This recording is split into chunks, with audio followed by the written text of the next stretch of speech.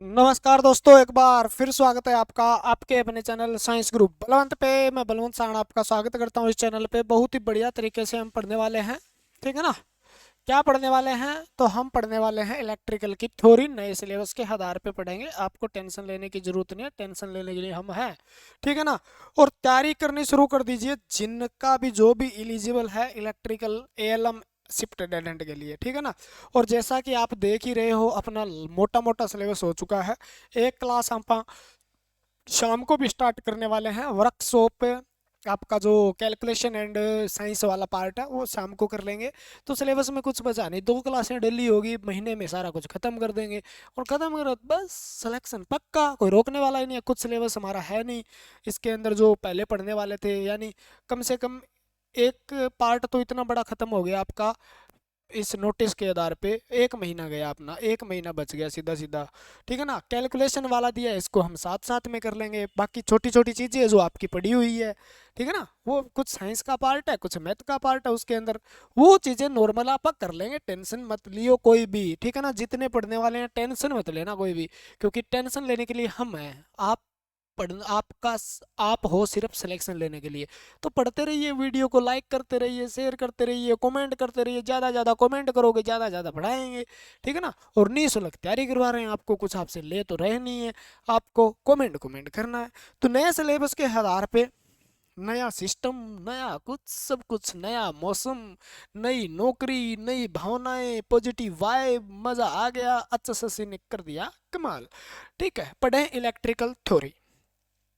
Electrical theory के अंदर हम स्टार्ट करने वाले हैं एसी मशीन के अंदर। आज हम पढ़ेंगे अल्टरनेटर। बोलो जी वाह, क्या बात, मजा आ गया जी, क्या बात, मजा आ गया जी, है ना।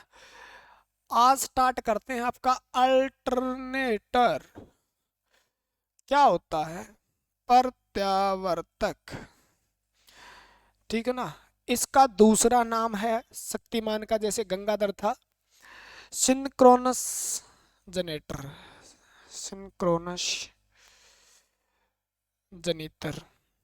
इसका तीसरा नाम है, बोलो जी तीसरा और बता दो।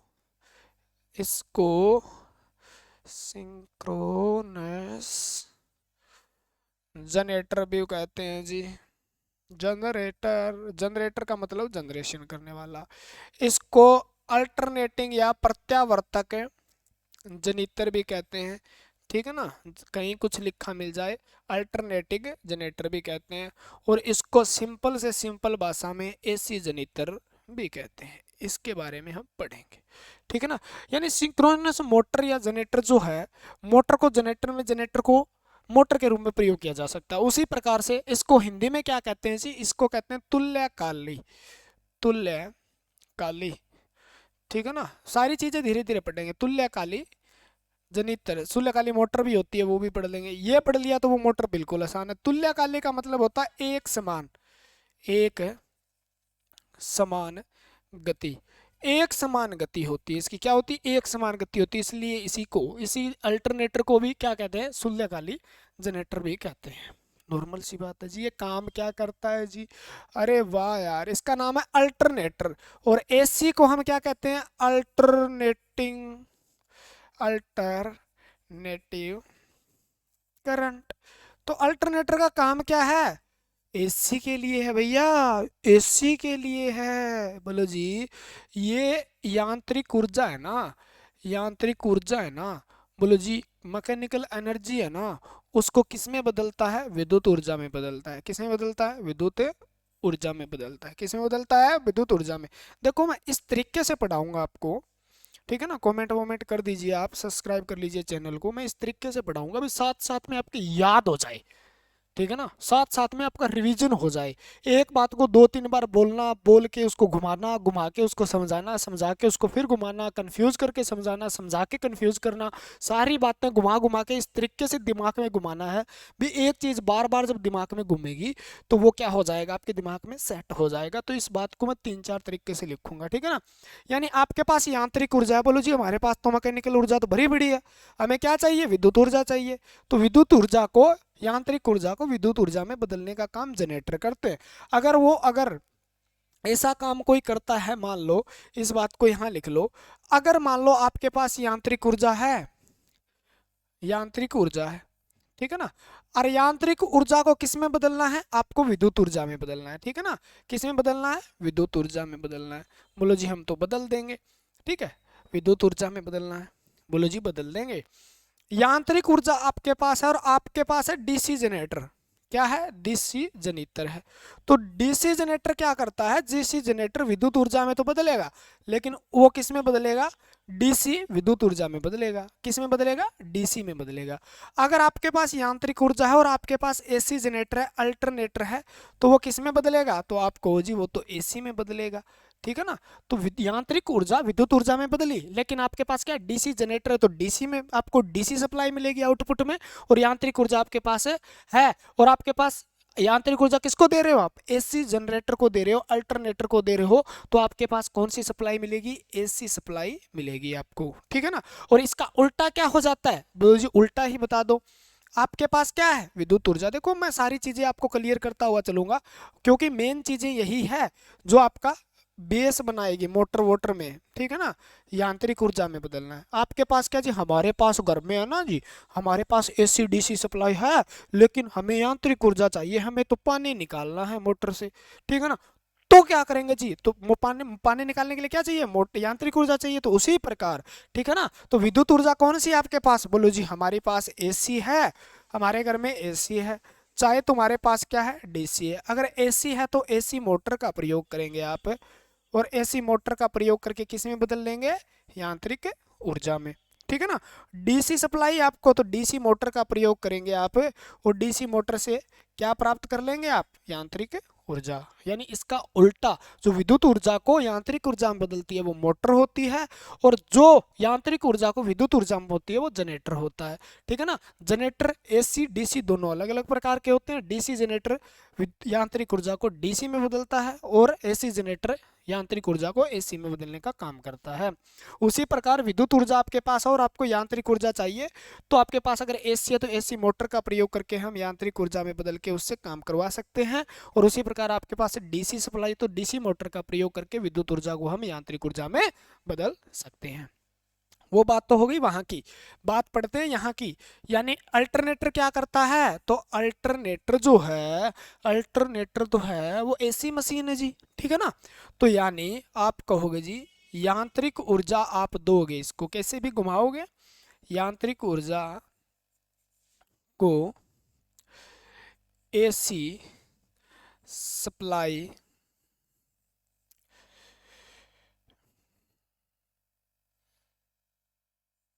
में बदलता है, ठीक है ना।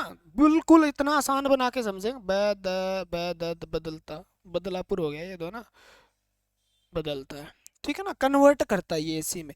तो आप सीधा कह सकते हो एसी उत्पन्न करने वाली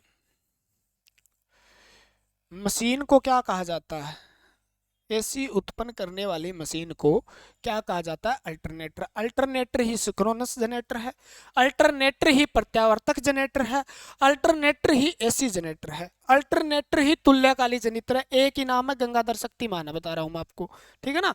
तो यानी एसी उत्पन्न करने वाली मशीन को हम क्या कहते हैं, अल्टरनेटर कहते हैं। क्या कहते हैं, अल्टरनेटर कहते हैं, ठीक है ना। तो आपको जैसे जैसे पता चला, क्या पता चला, यांत्रिक ऊर्जा को एसी सप्लाई में बदलता है, एसी उत्पन्न करने वाली मशीन है, ठीक है ना। और इसका दूसरा नाम क्या है, तुल्यकाली मोटर है, ठीक है ना, तुल्यकाली। और तुल्यकाली का थोड़ा सा अच्छा और पढ़ा दूं मैं, तुल्यकाली इसको जनरेटर भी कहते हैं, ठीक है ना। और क्यों कहते हैं, क्योंकि एक समान गति होती है इसकी, क्या होती है, एक समान गति होती है, एक समान क्या होती है, गति होती है, ठीक है ना। और दूसरी बातें थोड़ी सी और पढ़ लेना। तुल्यकाली जनरेटर जो है इसको क्या है, यानी अल्टरनेटर है, उसको क्या दी जाती है, सप्लाई दी जाती है। यानी एक बार उत्तेजना की जरूरत पड़ती है, तो आप कह दो जी एक बार उत्तेजना, एक्साइटमेंट की आवश्यकता, उत्तेजना की आवश्यकता पड़ती है, ठीक है ना, आवश्यकता पड़ती है। ठीक है। और एक समान उत्तेजना के लिए इसके फील्ड, इस पर क्या की जाती है, इसमें फील्ड वाइंडिंग की जाती है। क्या की जाती है, फील्ड वाइंडिंग। और फील्ड वाइंडिंग को देखो, बहुत अच्छी अच्छी चीजें हैं, बार बार रिपीट होगी। डीसी सप्लाई दी जाती है। क्या दी जाती है जी, डीसी सप्लाई। क्यों दी जाती है इसका कारण बताऊंगा मैं आपको, आगे बताऊंगा, ठीक है ना। फील्ड के अंदर क्या है, डीसी सप्लाई दी जाती है। डीसी सप्लाई उत्तेजना उत्पन्न करने के लिए दी जाती है। तो याद रखना, डीसी सप्लाई इसीलिए दी जाती है क्योंकि उत्तेजना यहाँ पर हमें स्थिर चुंबकीय क्षेत्र चाहिए, ठीक है ना। क्या चाहिए, अगर आपने डीसी मोटर पढ़ लिया, आपने डीसी जनरेटर पढ़ा, तो ये चीजें बिल्कुल आसान लगेगी, ठीक है ना। तो क्या होता है, डीसी सप्लाई दी जाती है। तो डीसी सप्लाई के लिए इसके क्या जोड़ा जाता है, डीसी सप्लाई के लिए संट या कंपाउंड जनरेटर का प्रयोग किया जाता है। संट व कंपाउंड जनरेटर का प्रयोग किया जाता है। किसका प्रयोग किया जाता है, शाफ्ट पे संट या कंपाउंड जनरेटर लगाया जाता है। और संट और कंपाउंड जनरेटर कौन से प्रकार हैं, डीसी जनरेटर के प्रकार हैं। तो डीसी जनरेटर, देखो ये चीजें हैं ना, दोबारा रिपीट होगी एक बार यहाँ पे, इसलिए बता रहा हूँ ताकि आपके दिमाग में सेट हो जाए। अगर आपके पास है तो वो क्या देगा, ये क्या देंगे, डीसी सप्लाई देंगे, जो इसके साथ ही लगे होते हैं, ठीक है। या आपके पास ये संट वंट नहीं है, कंपाउंड, तो आप एसी को किस में कन्वर्ट करके, एसी को डीसी में कन्वर्ट कर सकते हो। और एसी को डीसी में कन्वर्ट करके आप किससे करोगे जी, रेक्टिफायर। वो जी फायर फायर कर देंगे, आग लगा देंगे, ठीक है ना। रेक्टिफायर क्या करेगा, एसी को डीसी में कन्वर्ट करके किसको दे देगा, डीसी सप्लाई इसको दे देगा। तो एक बार उत्तेजित कर दिया आपने, उसके बाद ये चलता रहेगा, उत्तेजना की इसको जरूरत होती है। क्लियर हो गई बात। छोटी छोटी मोटी मोटी बातें, मोटी छोटी बातें, हो जाएगा क्या, बोलो जी, हो जाएगा। इतना आसान बना देंगे आप इस चीज को ना, हो जाएगा। यांत्रिक ऊर्जा को विद्युत ऊर्जा में बदलने का काम करता है, एसी एसी एसी एसी, ठीक है ना।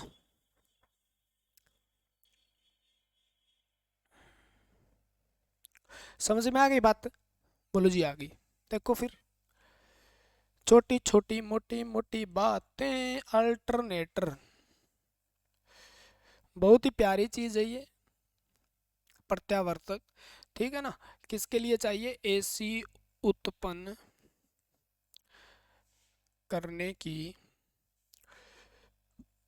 मशीन, एसी उत्पन्न करने की मशीन, ठीक है ना। और इसके देखो, अब अल्टरनेटर को आपने बताया भी, एक तो क्या होती है जी, फील्ड के अंदर फील्ड वाइंडिंग होती है, वो लगी कहाँ होती है इसका मैं बताऊंगा। एक फील्ड वाइंडिंग होती है और एक इसके अंदर कौन सी होगी, आर्मेचर वाइंडिंग होती है। यहाँ से एक कंसेप्ट क्लियर करवाना है आपको, आर्मेचर वाइंडिंग, कई बार यहाँ से क्वेश्चन पूछ लिया जाता है, ठीक है ना। आर्मेचर फील्ड वाइंडिंग के अंदर डीसी सप्लाई होती है। कौन सी सप्लाई होती है, याद रखने वाली बात है, डीसी सप्लाई होती है। और आर्मेचर वाइंडिंग में कौन सी सप्लाई होगी, एसी सप्लाई आप उत्पन्न करोगे यार, एसी सप्लाई तो उत्पन्न होगी, और डीसी सप्लाई आप दोगे। तो डीसी सप्लाई क्या की जाती है, तो दी जाती है, दी जाती है, ठीक है ना। अब इससे आसान और क्या लिखूं मैं, इनपुट, ठीक है ना। और ये ली जाती है, क्यों ली जाती है, तो लेने के लिए तो इसका प्रयोग करेंगे, नहीं तो इसका अचार डालेंगे, बताओ, ली जाती है। तो आर्मेचर में कैसी सप्लाई है, एसी सप्लाई है, और फील्ड में कैसी है, डीसी सप्लाई है, ठीक है। तो यानी इसके अंदर क्या होगा, दो चुंबकीय क्षेत्र उत्पन्न हुए, एक चुंबकीय क्षेत्र यहाँ पर पैदा हुआ, एक उत्तेजना यहाँ पर पैदा हुई, ठीक है ना। क्योंकि इसमें डीसी सप्लाई दे के आप क्या बनाओगे, एक उत्तेजना, क्योंकि यहाँ पर क्या है, चुंबकीय क्षेत्र है, क्या यहाँ पे चुंबकीय क्षेत्र है। दूसरा, एक उत्तेजना यहाँ पे हुई, एक उत्तेजना यहाँ पे हुई, यानी एक उत्तेजना यहाँ पे हुई, ठीक है, क्योंकि यहाँ पे भी क्या है, चुंबकीय क्षेत्र का कुछ ना कुछ निर्माण हुआ होगा, ठीक है ना। यानी डबल, इसके अंदर दो सप्लाई होने के कारण इसको डबली, डबल एक्साइटेड मशीन भी कहते हैं।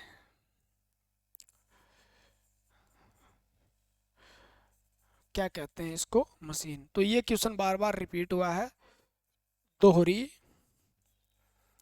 उत्तेजना मशीन किसको कहा जाता है।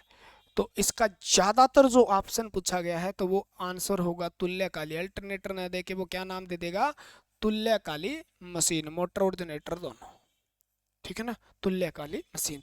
यानी डबल, यानी डबल क्या हुआ, देखो एक सप्लाई एसी है इसके अंदर और एक दो अप सप्लाई है इसके अंदर। अगर दो सप्लाई है तो डबल एक्साइटेड है ये, डबल, दोनों तरफ से एक्साइट होने का मतलब उत्तेजित होना, उत्तेजित होने का मतलब उत्तेजित होगा तभी तो ईएम वगैरह पैदा करेगा, ईएमएफ वगैरह पैदा करेगा। बोले हाँ जी, ये तो आपने डीसी मशीन में पढ़ाया ही है, ठीक है ना। तो तुल्यकालिक मोटर, दो सप्लाई होने के कारण डबल उत्तेजना होती है इसके अंदर, एक उत्तेजना एसी के कारण है, एक उत्तेजना डीसी के कारण है, इसलिए इसको क्या कहेंगे, डबली एक्साइटेड मशीन कह देंगे, ठीक है ना। हो जाएगा क्या, बोले हो जाएगा जी, ठीक है। थोड़ा सा और पढ़ लें। बोलो जी क्या पढ़ोगे, बहुत कुछ पढ़ेंगे यार, सब कुछ यही है। एक तो आप डीसी जनरेटर के बारे में लिखो, ठीक है ना, थोड़ी बातें डीसी, बोले डीसी जनरेटर तो सिलेबस में नहीं है, डीसी जनरेटर सिलेबस में है नहीं, लेकिन मैंने पढ़ाया है भाई, पढ़ लेना, ठीक है ना, मैंने पढ़ाया है, पढ़ लेना, ठीक है ना। अच्छा सस्सी ने ऐसी चीज़ें भी पूछी है कई बार जो सिलेबस में नहीं है, फिर कहोगे जी, तो थोड़ा थोड़ा पढ़ लेना, जो चीज़ें नहीं दी है लेकिन आपने पहले सिलेबस में कहीं से कर रखी है, अगर कर रखी है तो रिवीजन कर लेना उनका, नहीं तो हो जाएगी दिक्कत। और यहाँ से क्वेश्चन पूछे जाने की संभावना क्यों है जी, क्योंकि यहाँ पर इसकी तुलना करेंगे, और तुलना एसी की जब डीसी मशीन से करेंगे तो वहाँ से क्वेश्चन पूछे जाने की संभावना है। बोलो जी ठीक है। डीसी जनरेटर पढ़ेंगे, तो आप कहो जी डीसी जनरेटर जो होता है, डीसी उत्पन्न करता है, क्या करता है, देखो नॉर्मल सी बातें हैं यार, उत्पन्न करता है, ठीक है ना। यानी यांत्रिक ऊर्जा को किस में बदलने का काम करता है, इसमें बदलने का काम करता है, ठीक है ना। और इसके अंदर जो होते हैं स्टेटर पर पोल लगे होते हैं,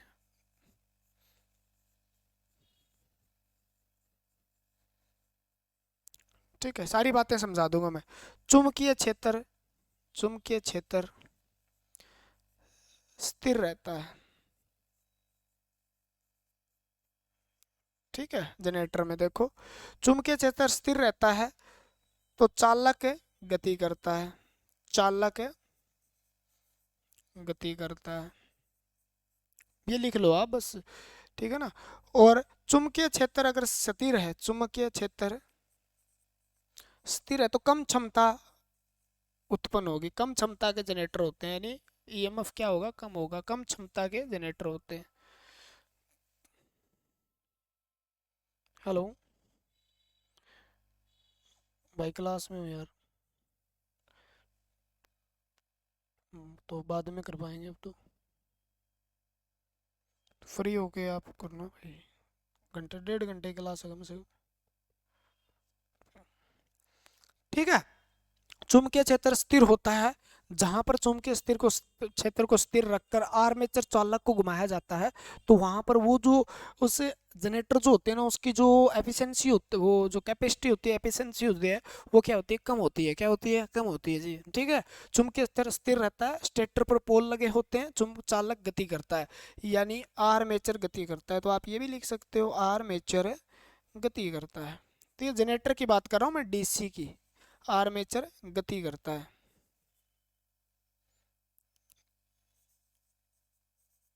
और आशा करता हूँ आपने डीसी जनरेटर पढ़ लिया है, तो ये बातें आपको आसान लगेगी। बोलो जी हाँ, ठीक है। आपा ने डीसी जनरेटर में आर्मेचर बनाया था, और ये क्या बनाए थे, पोल बनाए थे। पोल कहाँ स्थित थे, एक एन था, एक एस पोल था। ये तो स्टेटर के साथ लगे हुए थे, कहाँ लगे हुए थे, स्टेटर के साथ। और ये आर्मेचर क्या हो रहा था, घूम रहा था। तो आर्मेचर घूम रहा था, तो आर्मेचर के अंदर क्या की जाती थी, वाइंडिंग की जाती थी। आर्मेचर में क्या थी, वाइंडिंग थी वहां पे, आर्मेचर में वाइंडिंग थी। और आर्मेचर क्या था, डीसी मशीन में घूमने वाला भाग होता है, याद रखना। डीसी जनरेटर में आर्मेचर क्या होता है, घूमने वाला भाग होता है। आर्मेचर क्या होता है, घूमने वाला भाग होता है, आर्मेचर घूमने वाला भाग होता है, ठीक है ना। आर्मेचर क्या होता है, घूमने वाला भाग होता है, ठीक है ना। तो ये चीजें हमने पीछे डिस्कस की है। डीसी जनरेटर में आर्मेचर घूमता है, और क्या रहता है, स्टेटर जो है, स्टेटर का मतलब, स्टेटर का मतलब ही तो स्थिर है यार, ठीक है, तो वो स्थिर रहता है। और अल्टरनेटर में जब हम पढ़ेंगे तो वहां पर स्टेटर क्या होगा, स्टेटर जो स्थिर रहेगा उसमें आर्मेचर स्टेटर पे क्या लगाया जाता है, लेकिन घूमता क्या है, रोटर घूमता है, वहां पर चुंबकीय क्षेत्र घूमेगा। वो बातें मैं कह रहा हूँ, आप शांति बनाओ, मेरे पे विश्वास है ना, मैं भी समझा दूंगा कहीं ना कहीं, तुम मेरे पे विश्वास बनाओ, ठीक है ना। एसी जनरेटर की बात करते हैं, आप एसी जनरेटर की बात करते हैं, सेम उल्टा कुछ चीज़ें उल्टी कर देंगे आप, है ना। बोले जी पढ़ाओ, आप पढ़ाओ बस, ठीक है ना, आप तो पढ़ाओ बस, अब पेपर आ गया। इसके अंदर आर्मेचर स्थिर होता है। देखो सबसे बड़ी और मोटी बात यही है, आर्मेचर स्थिर होता है, आर्मेचर स्थिर होता है।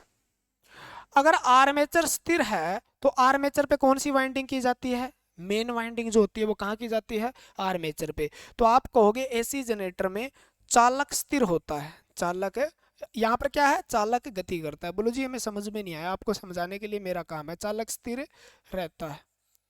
चालक क्या होता है, आप नोट्स बनाने का काम करो, समझाना मेरा काम है, ठीक है। चुंबकीय क्षेत्र गति करता है, चुंबकीय क्षेत्र क्या करता है, गति करता है। चुंबकीय क्षेत्र क्या करता है, गति करता है। चुंबकीय क्षेत्र क्या करता है, गति करता है। और वहां चुंबकीय क्षेत्र क्या है, चुंबकीय क्षेत्र स्थिर है, चुंबकीय क्षेत्र स्थिर है। यहाँ चुंबकीय क्षेत्र क्या है, गति कर रहा है।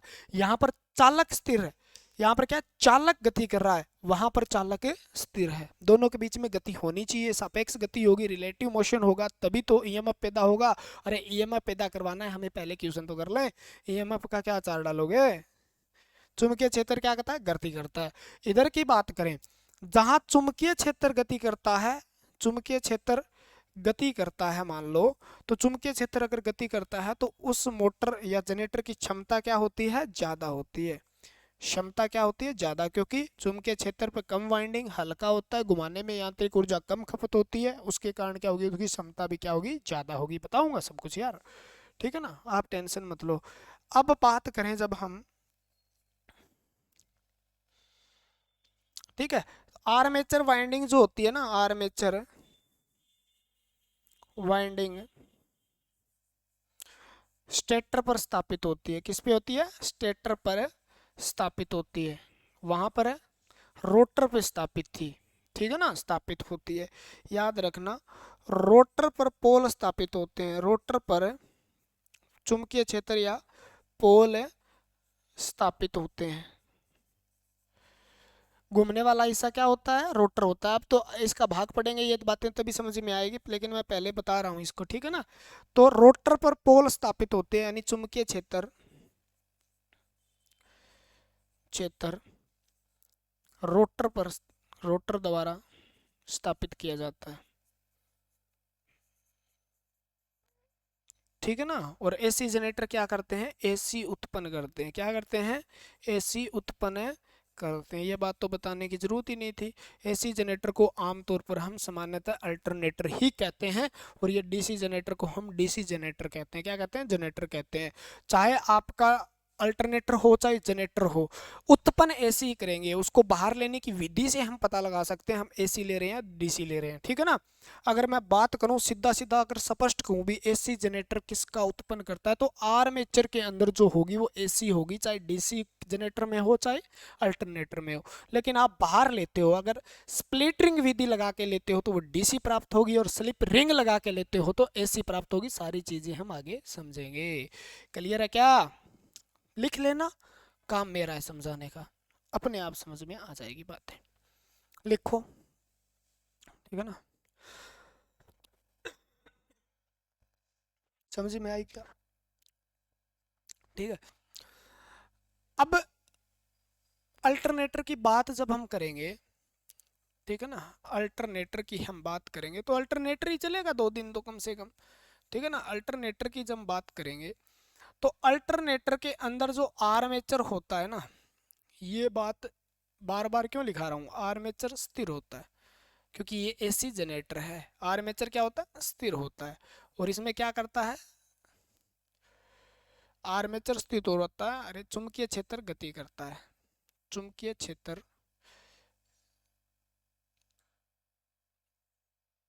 आर्मेचर स्थिर होता है, यानी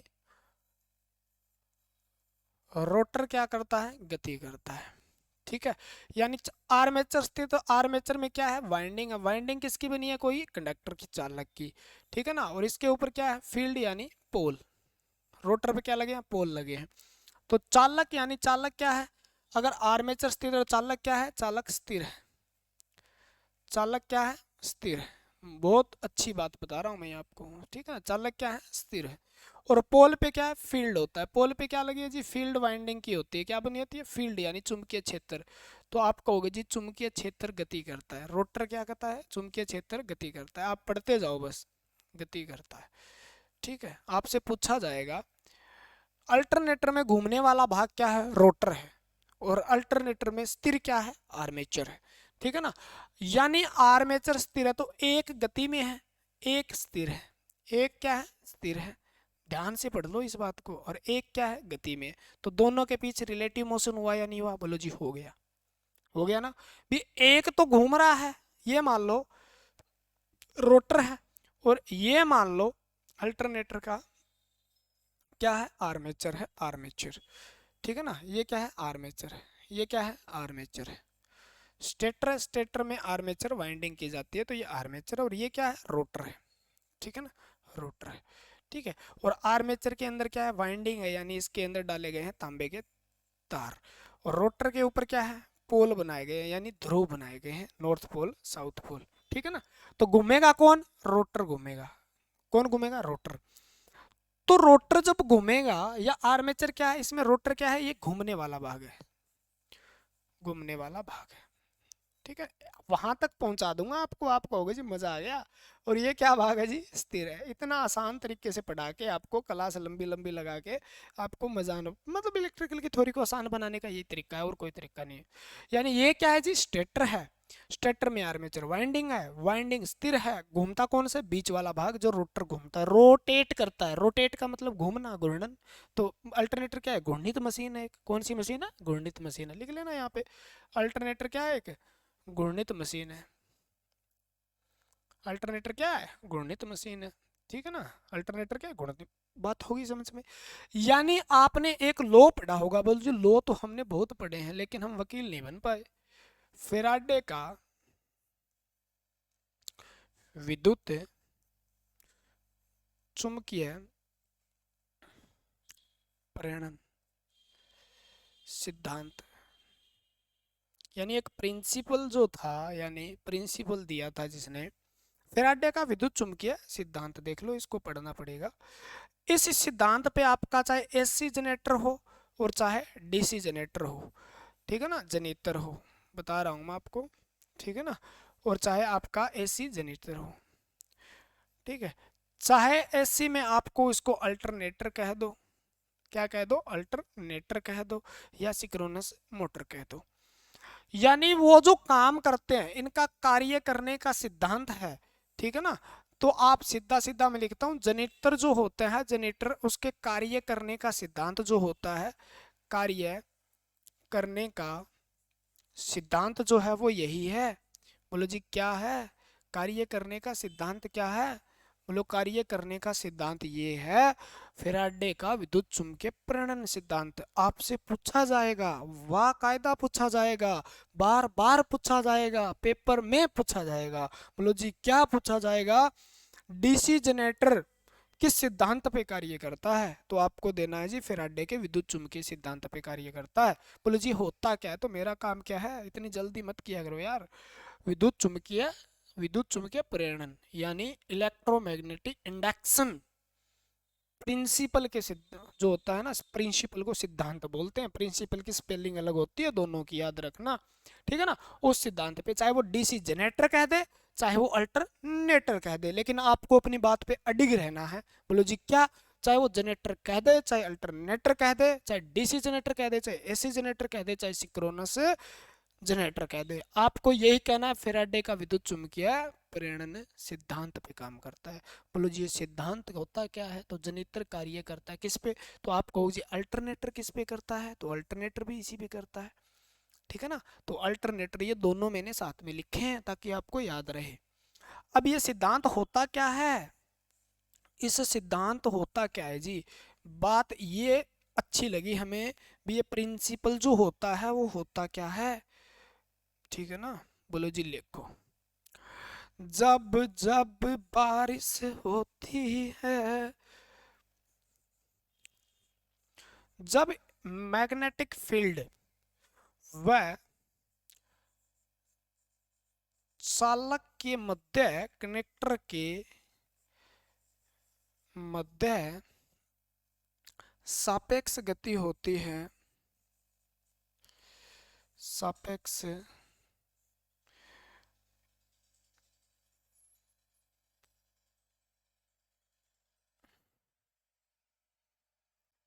होती है, तो चालक के द्वारा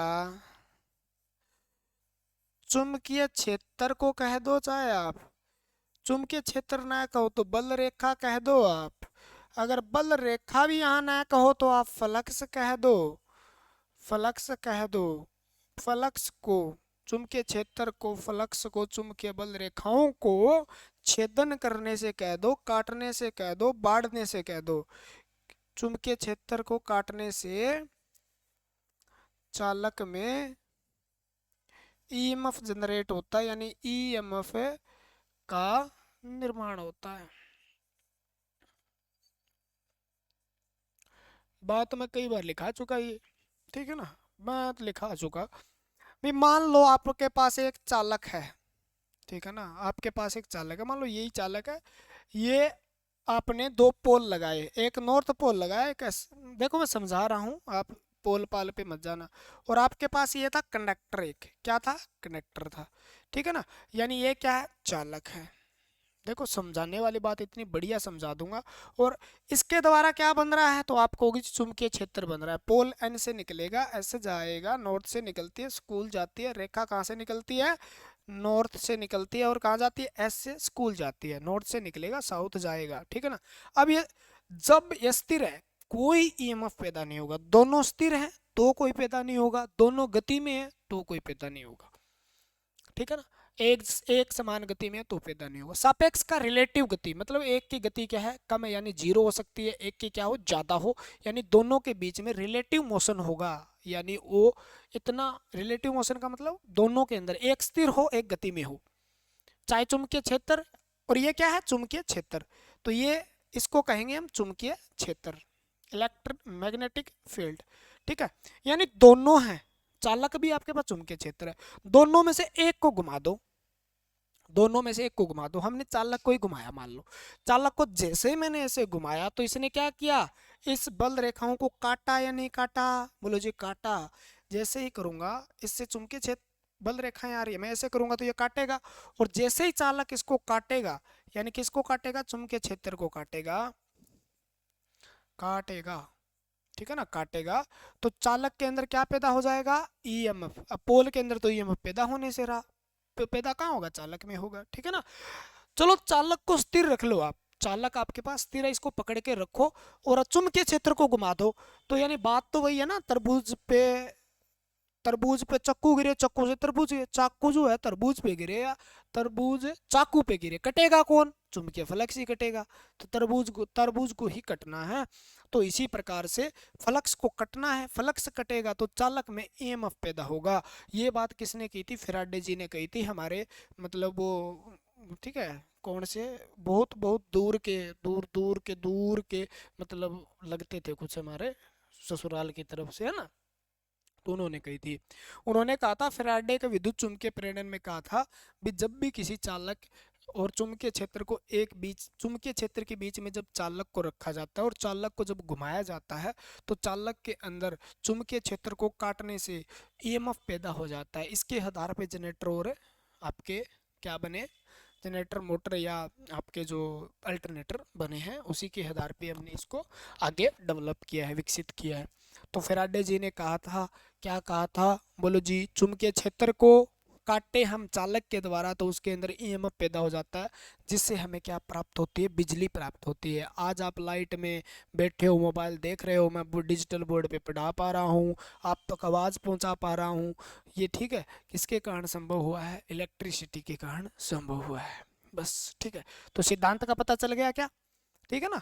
यानी आपको बताना है जी चुंबकीय क्षेत्र, और बात किसके बीच है, चालक के बीच है जी, चुंबकीय क्षेत्र और किसके बीच है, चालक के बीच में है, ठीक है ना। यानी दोनों में से एक गति, सापेक्ष गति का मतलब या तो ये चल रहा हो और या ये चल रहा हो। यानी चुंबकीय क्षेत्र अगर गति में है, ठीक है ना, तो चालक को क्या रख दो, स्थिर रख दो। ठीक है ना, चालक को क्या रख दो, स्थिर रख दो। अगर चुंबकीय क्षेत्र गति में नहीं है, स्थिर है, चुंबकीय क्षेत्र स्थिर है, तो क्या कर दो, इसको गति में कर दो, इसको क्या कर दो, गति में कर दो। दोनों में से एक गति में हो, क्या हो, या तो ये गति में है या ये गति में है, दोनों में से एक गति में हो, तो रिजल्ट क्या होगा, रिजल्ट होगा, पैदा होगा चालक में ईएमएफ, इलेक्ट्रोमोटिव फोर्स, जिसको आप वोल्ट से लिखते हो। ठीक है ना। तो इसी के आधार पे हम क्या करेंगे, अल्टरनेटर से करंट पैदा करवाएंगे या वोल्टेज पैदा करवाएंगे। ठीक है ना, हो जाएगा क्या, दोनों में से एक को स्थिर रखना है और एक को क्या करना है, चलाना है। ठीक है, तो ये विद्युत फैराडे का विद्युत चुम्बकीय प्रेरण का सिद्धांत है, जो आपके लिए मोस्ट इंपॉर्टेंट है, इससे इंपॉर्टेंट कुछ नहीं है। ठीक है ना, जो बार बार आपसे पूछा जाएगा।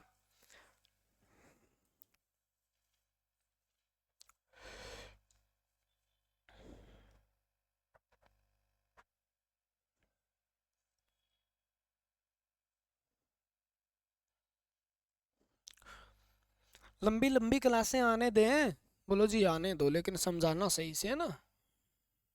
पता चल गया क्या, तो ये अल्टरनेटर वल्टरनेटर है। और देखो अल्टरनेटर के अंदर आमतौर पर क्या है, आर्मेचर को स्थिर रखा जाता है, क्या है, चालक को स्थिर रखा गया है और रोटर को घुमाया गया है, यानी चुंबकीय क्षेत्र को घुमाया गया है। तो इसके अंदर क्या पैदा हुआ, यहाँ ईएमएफ पैदा हुआ, आर्मेचर में क्या होगा, ईएमएफ।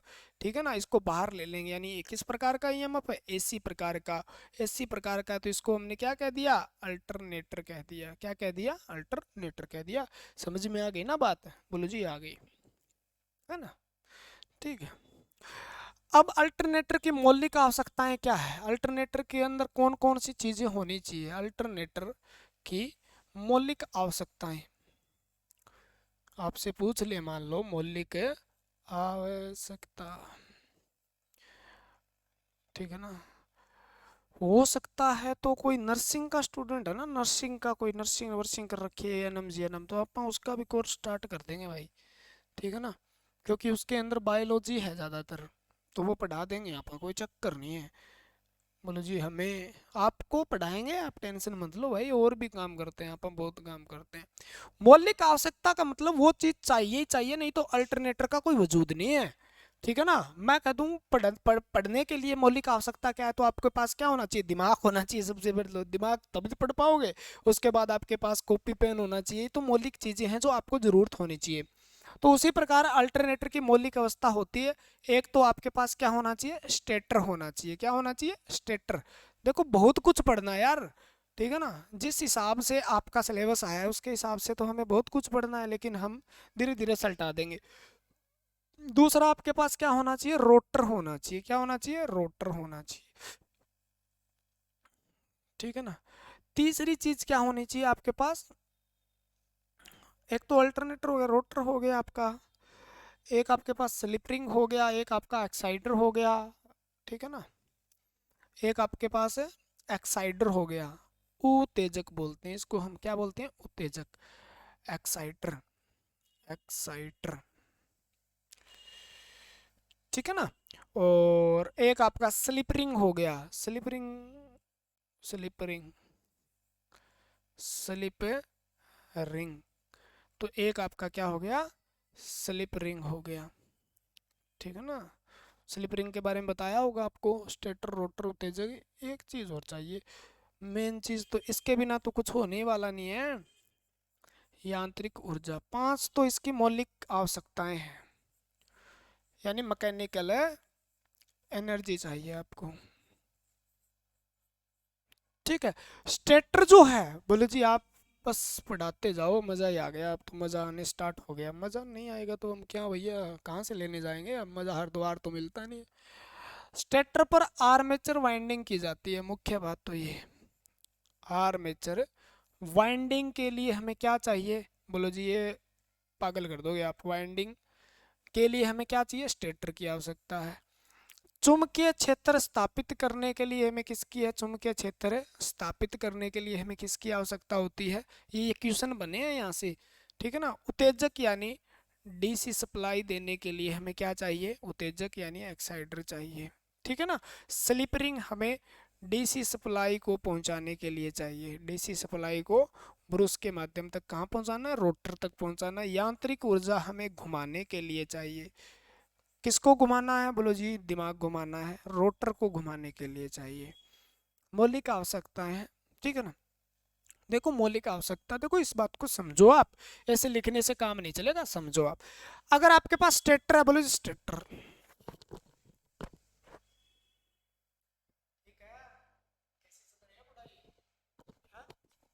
पढ़ाई वढ़ाई ठीक चल रही है आपकी, कोई दिक्कत विक्कत तो नहीं है।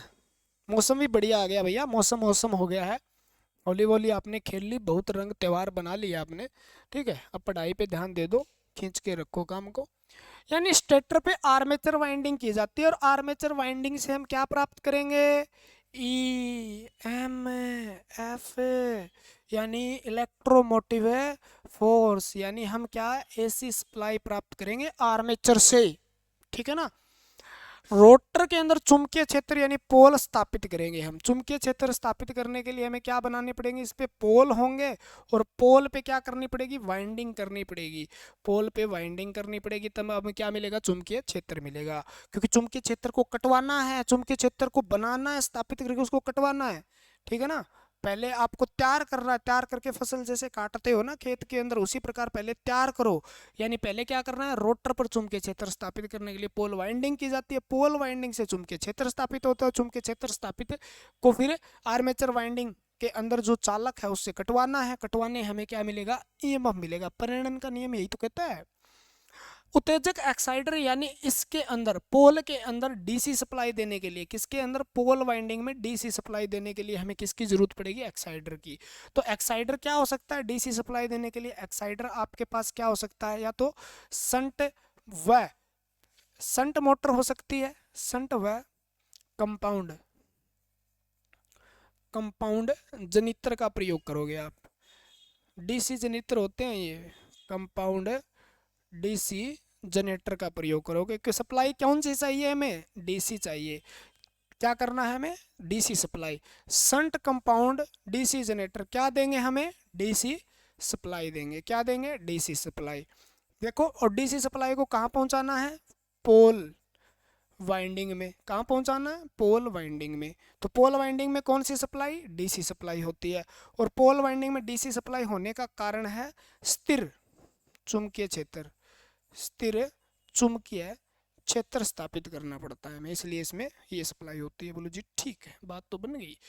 स्लिप रिंग क्यों दी जाती है, क्योंकि संट या कंपाउंड मोटर से, आप डीसी जनरेटर है उसके अंदर कंपाउंड मोटर है, आपके पास संट मोटर है, वो एक्साफ्ट पे कस दी जाती है, मान लो उसके अंदर पैदा तो हो गई, या आपने रेक्टिफायर से उसको डीसी सप्लाई दे दी, बताऊंगा आपको आगे, रेक्टिफायर से डीसी सप्लाई दे दी, लेकिन रोटर तो घूमता रहता है।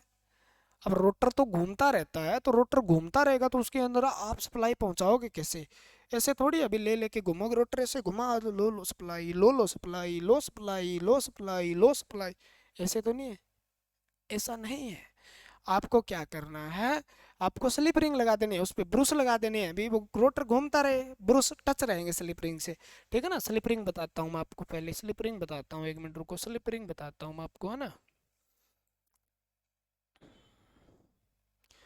मेरे स्लिप रिंग कहाँ है,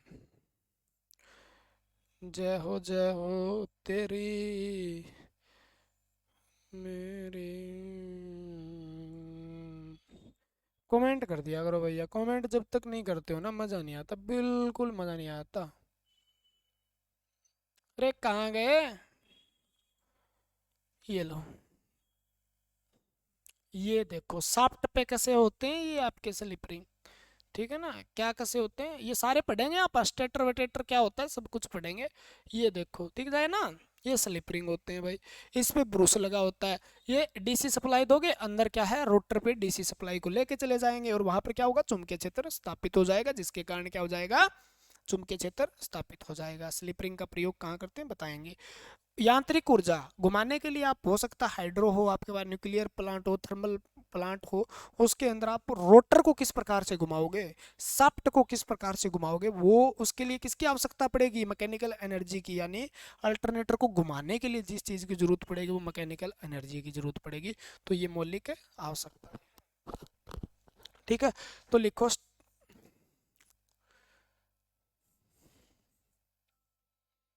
फोन बहुत कर रहे हो भैया, आप में से ही है कोई।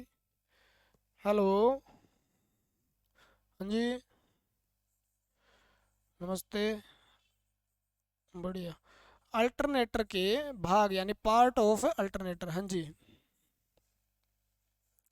क्लास में हूँ भाई, क्लास में हूँ। ठीक ठीक है। हो गया क्या अल्टरनेटर के भाग यानी पार्ट कौन कौन से हैं? अब हम करेंगे खत्म इसको, पार्ट अब कर लिए तो उसके बाद अल्टरनेटर में बचा ही क्या है बस।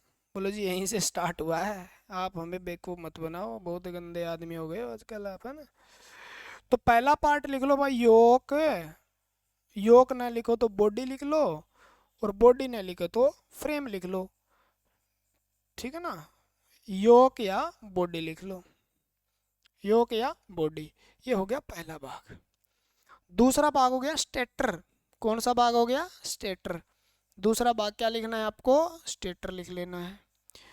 तीसरा भाग आपको लिख लेना है इसका आर्मेचर। ठीक है ना, आर्मेचर मत लिखो एक बार आप। तीसरा लिख लेना रोटर। क्या लिख लेना है, रोटर। ठीक है। चौथा लिख लेना है आपको स्लिप रिंग। अब सब कुछ पढ़ लेंगे आप, हाँ स्लिप रिंग।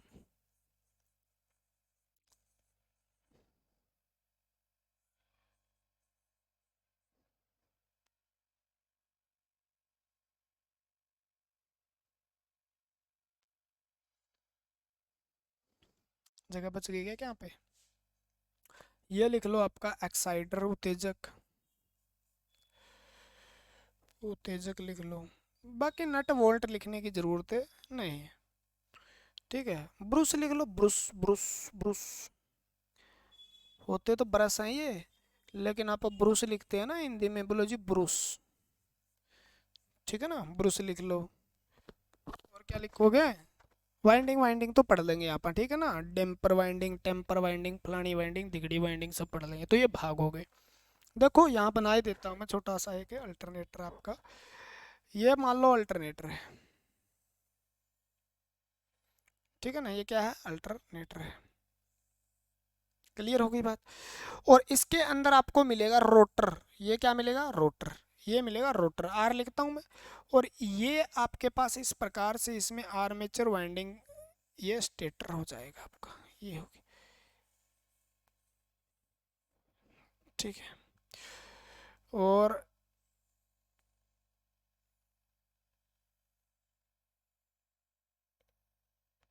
ये हो गया। इसको हम योक कहते हैं, इसको हम क्या कहते हैं, योक कहते हैं या बॉडी कहते हैं। और इसको हम क्या कहते हैं, इसको हम स्टेटर कहते हैं जिसमें आर्मेचर वाइंडिंग की जाती है। ठीक है। इसको हम रोटर कहते हैं, क्या कहते हैं, रोटर। रोटर कहते हैं। ठीक है। और रोटर के आगे हमें स्लिप रिंग मिलेंगे।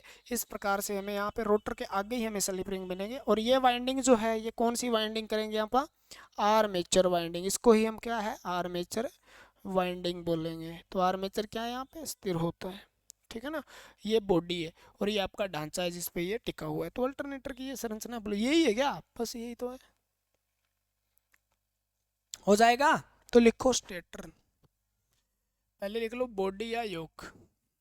बॉडी, योक। आसान आसान पढ़ेंगे आज तो आप, आना। फ्रेम। आज तो हम आसान आसान पढ़ेंगे, कल तो आपके पाँख ढीले करूँगा मैं, ना। बॉडी या योक। ठीक है, योक भी लिख लेना, योक लिखा जाए बॉडी लिखा जाए तो आप।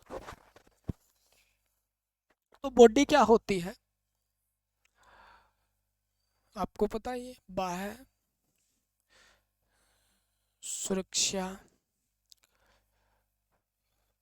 प्रदान करती है। बॉडी क्या करती है, बाह्य सुरक्षा प्रदान करती है। बोलो जी अब बता ही दो एक बार बॉडी दिखा दो हमें, बॉडी दिखा दो बॉडी। हम तो हैं दीवाने तेरे। कहाँ गया रे, मैं फोटो वोटो लेके आता हूँ यार, और वो हो जाते हैं गायब। ठीक है ना।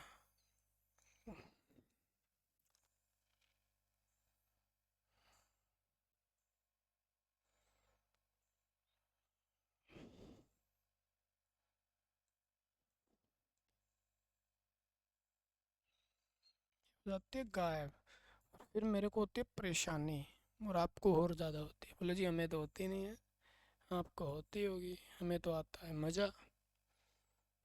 फोटो देखो रंगीन ऊपर नीचे हो रही है।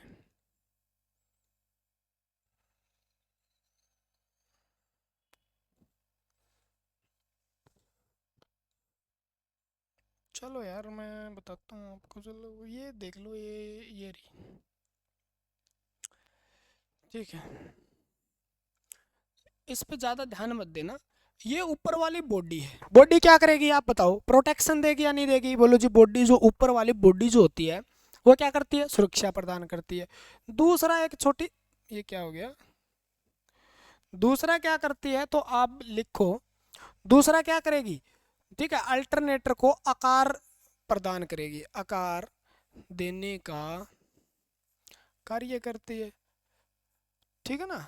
बोलो जी ये छोटी छोटी बातें लिखा रहे हो आप, तो भैया बड़ी बड़ी बातें जब लिखाएंगे ना, जब आपके पंख उड़ जाएंगे।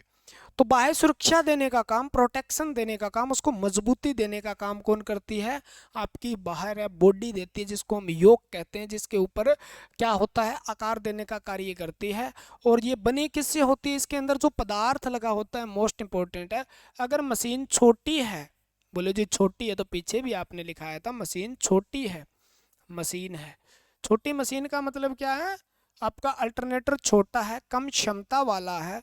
तो कम क्षमता वाला है मान लो, तो उसके अंदर ये किसका, मैं इसको छोटा लिखूंगा मैं, छोटी मशीन, ठीक है ना, क्योंकि बोर्ड मेरे को लेना है। ये डलवा लोहा या आप कह देते हो कास्ट आयरन, डलवा लोहा या कास्ट आयरन की बनी होती है, कास्ट आयरन। अगर मशीन बड़ी है, मशीन क्या है, बड़ी मशीन है, तो बड़ी मशीन के अंदर लगा होता है, बोलो जी क्या, बोलो जी कास्ट स्टील। क्या लगा होता है, कास्ट स्टील, यानी ठीक है ना, कास्ट स्टील यानी डलवा क्या है, डलवा क्या है, डलवा क्या है, तो डलवा इस्पात बोलते हैं इसको, क्या बोलते हैं, इस्पात बोलते हैं। और कास्ट स्टील जो होता है ना, वो एक तो क्या होता है, मजबूत होता है, इसलिए बड़ी मशीनों में लगाया जाता है, क्या होता है, मजबूत होता है। और दूसरा इसकी चुंबकशीलता ज़्यादा होती है, चुंबकशीलता, प्रेमेबिलिटी जो होती है, चुंबकशीलता इसकी क्या होती है, ज़्यादा होती है, इसलिए इसका प्रयोग बड़ी मशीनों में किया जाता है, ठीक है ना। एक थोड़ा क्या होता है, ये लोहे से हल्का होता है, ठीक है ना, लोहे से क्या होता है, हल्का होता है, तो बड़ी मशीनों को हल्का बनाने के लिए भी इसका प्रयोग किया जाता है। और एक क्या होता है, ये बहुत ज़्यादा मजबूत होता है, ठीक है ना, बहुत ज़्यादा क्या होता है, मजबूत होता है, ठीक है। दूसरा, बॉडी क्या काम करती है,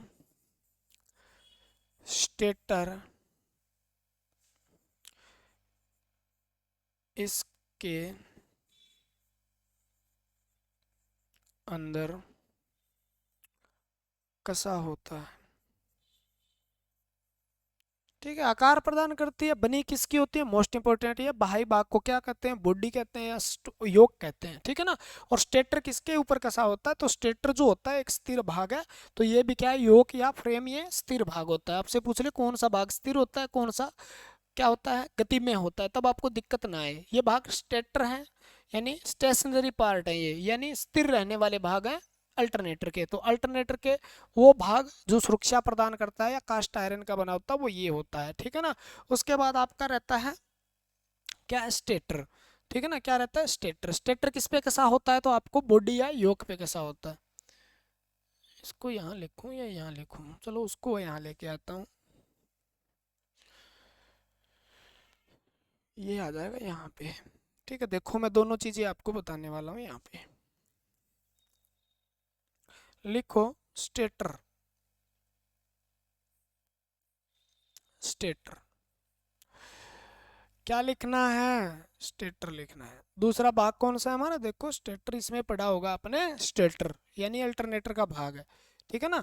ये भाग है, ये देखो ये बॉडी है ऊपर वाली, और ये अंदर क्या है, ये स्टेटर है। ये देखो इस पे रंगीन खांचे से बनी हुई है, स्टेटर होता है। क्या होता है, स्टेटर होता है। ठीक है ना, स्टेटर। ALT लिखता हूं मैं, अल्टरनेटर का स्थिर भाग होता है, स्थिर भाग होता है। ठीक है, स्थिर भाग होता है। क्लियर हो गया, अल्टरनेटर का स्थिर भाग होता है।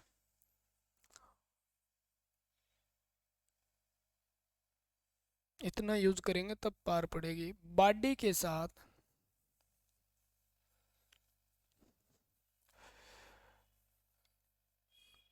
कसा हुआ भाग स्टेटर होता है। ठीक है ना, स्टेटर पर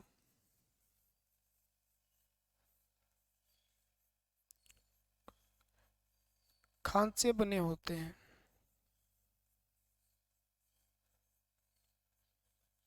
क्या बने होते हैं, खांचे बने होते हैं। और खांचे तीन प्रकार के होते हैं। खांचे कितने प्रकार के होते हैं, तीन प्रकार के। खुले खांचे, स्लॉट बने होते हैं, ओपन स्लॉट। ठीक है ना।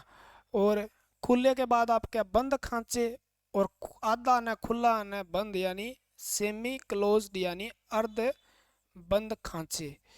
खांचे यानी स्लॉट। ठीक है ना, स्लॉट, खांचे, खांचे। तीन प्रकार के खांचे इसमें पाए जाते हैं, यानी खुले खांचे वाला स्टेटर, बंद खांचे वाला स्टेटर, अर्ध बंद वाला, आधा बंद खुला बंद। ठीक है ना, स्टेटर खांचा आप जानते ही हो। बोले जी जानते नहीं, लेकिन बता दो आप। खुले खांचे हैं, उसके अंदर क्या हो, एयर गैप ज्यादा होता है। क्या होता है, एयर गैप ज्यादा होता है, तो उसके अंदर रिलेक्टिविटी क्या होती है, ज्यादा होती है, यानी प्रतिष्ठम चुंबकीय क्षेत्र को ज्यादा रोकता है। प्रतिष्ठम क्या होता है, ज्यादा होता है। ठीक है ना। और इसके अंदर वाइंडिंग आसानी से की जा सकती है। खुले कांचे में वाइंडिंग आसानी से की जा सकती है, तो इसका प्रयोग वहाँ वाइंडिंग आसानी से करने उस प्रकार में किया जाता है। तो खुले कांचे का प्रयोग, रिलैक्टेंस ज्यादा होता है, एयर गैप ज्यादा होने के कारण। ठीक है ना। इसका जो एयर गैप क्या होता है, एयर गैप यानी वायु अंतराल जिसको हम बोलते हैं, वो क्या होता है, कम, या क्या होता है, क्योंकि खांचे कम बंद हैं तो इसमें एयर गैप का होगा, कम होगा। और कम होने के कारण इसका क्या होता है, खुले खांचे वाले का प्रतिष्ठम यानी रिलैक्टेंस, रिलैक्टेंस क्या होता है, कम होता है। रिलैक्टेंस भी क्या होता है, एयर गेयर कम तो रिलैक्टेंस कम होता है। ठीक है ना।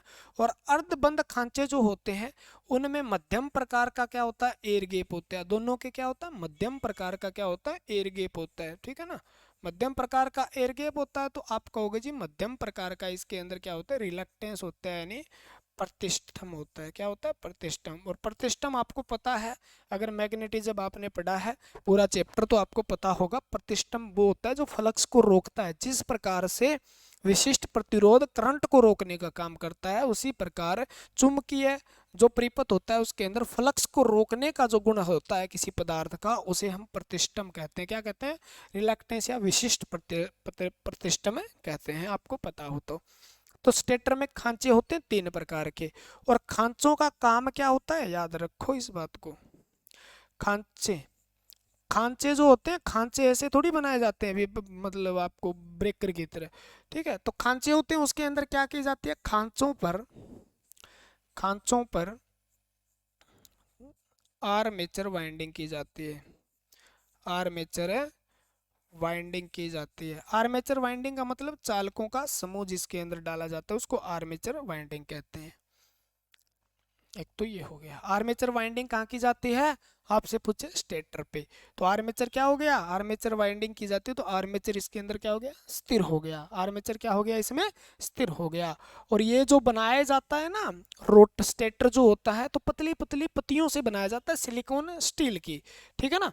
तो ये बना, इसके अंदर पदार्थ कौन सा लगा होता है, सारे क्वेश्चन बता दूंगा आपको आज मैं। पदार्थ कौन सा लगा होता है, तो इसके अंदर पदार्थ लगा होता है silicon steel, silicon steel, steel की लेमिनेटेड या वार्निश की हुई पत्तियां, लेमिनेटेड पत्तियों का बना होता है। ये ऐसा नहीं है ढलवा बना दिया, पत्तियां लगी होती, पतली छोटी छोटी पतलियां, पत्तियां इकट्ठा इकट्ठा करके पतली पत्तियों को रिवेट वगैरह से जोड़ के, रिवेट जो होते हैं नट जो होते हैं उसके अंदर उससे जोड़ के, ठीक है ना, उसको क्या करके लेमिनेटेड करके उसका प्रयोग किया जाता है। ठीक है ना, क्या किया जाता है, इसका प्रयोग किया जाता है। और सिलिकॉन का प्रयोग क्यों किया जाता है? सिलिकॉन का प्रयोग हिरेस्टिस हानि को कम करने के लिए, हिरेस्टिस हानि को कम करने के लिए प्रयोग किया जाता है। ठीक है ना, कम करने के लिए। दूसरा, इसके ऊपर लेमिलेशन का प्रयोग क्यों किया जाता है? देखो लेमिलेशन दिया हुआ है तो आप लिख लो यहाँ पे, लेमिलेशन, लेमिनेशन, लेमिनेशन होता है ना। लेमिलेशन का प्रयोग होता है एडी करंट, एडी करंट यानी भंवर धारा को कम करने के लिए। भंवर है धारा, ये हानियां हैं भंवर धारा को कम करने के लिए किसका प्रयोग किया जाता है? लेमिनेशन का प्रयोग किया जाता है। ठीक है ना। और इसके अंदर छोटे छोटे डक्ट भी बने होते हैं। डक्ट क्या होते हैं? हवा के लिए। ठीक है, तो स्टेटर क्या है समझो, इधर मेरी बात सुनो, और सुनो और ध्यान से दिमाग में बैठाओ। स्टेटर क्या होता है? स्टेटर योक जो होता है ना, बॉडी, उसके अंदर कसा हुआ है एक क्या प्रकार का खांचा है। ठीक है ना, यानी बॉडी है उसके अंदर खांचा फिट कर दिया जाता है, यानी गोल नुमा भाग है। देखो स्टेटर मैं बताता हूँ आपको, ये देखो,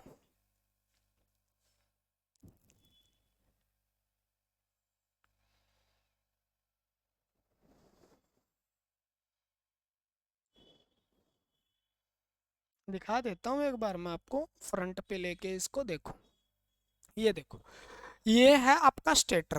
ठीक है ना, देखो इसकी बातें बताता हूँ मैं। ये है आपकी क्या है? बॉडी। ये क्या है? बॉडी है। ठीक है, ये बॉडी है, योक है।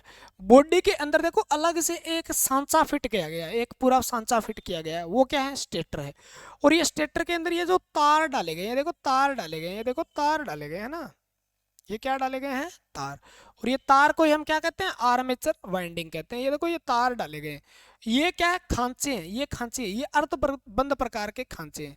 ठीक है ना, अर्धबंद प्रकार के, ना पूरे खुले हैं ना बंद है। ठीक है ना, अर्धबंद प्रकार के ये खांचे हैं। तो ये क्या है? स्टेटर है। ये क्या है? स्टेटर है। ये क्या है? स्टेटर है।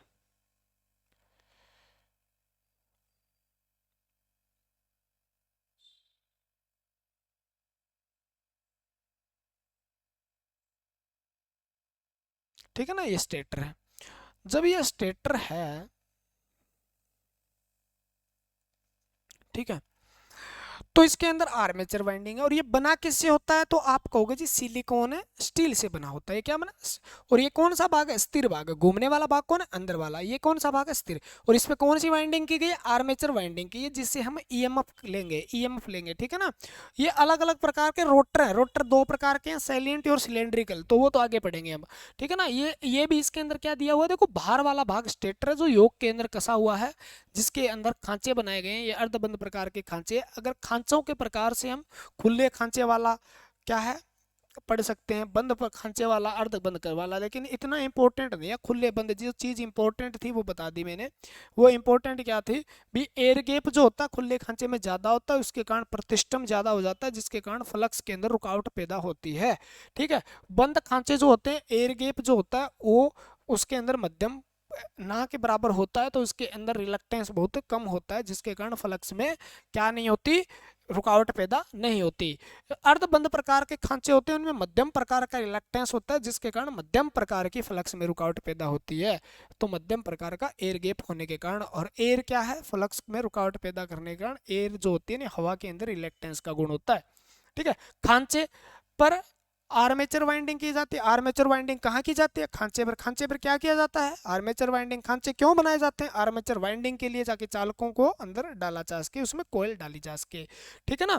पदार्थ कौन होता है? सिलिकॉन स्टील होता है। सिलिकॉन स्टील यानी सिलिकॉन और स्टील से मिलकर बना होता है। 3 से 4% सिलिकॉन होता है, बाकी स्टील होता है। स्टील का मतलब इस्पात। सिलिकॉन का प्रयोग क्यों किया जाता है? इरेस्टिस हानि को रोकने के लिए।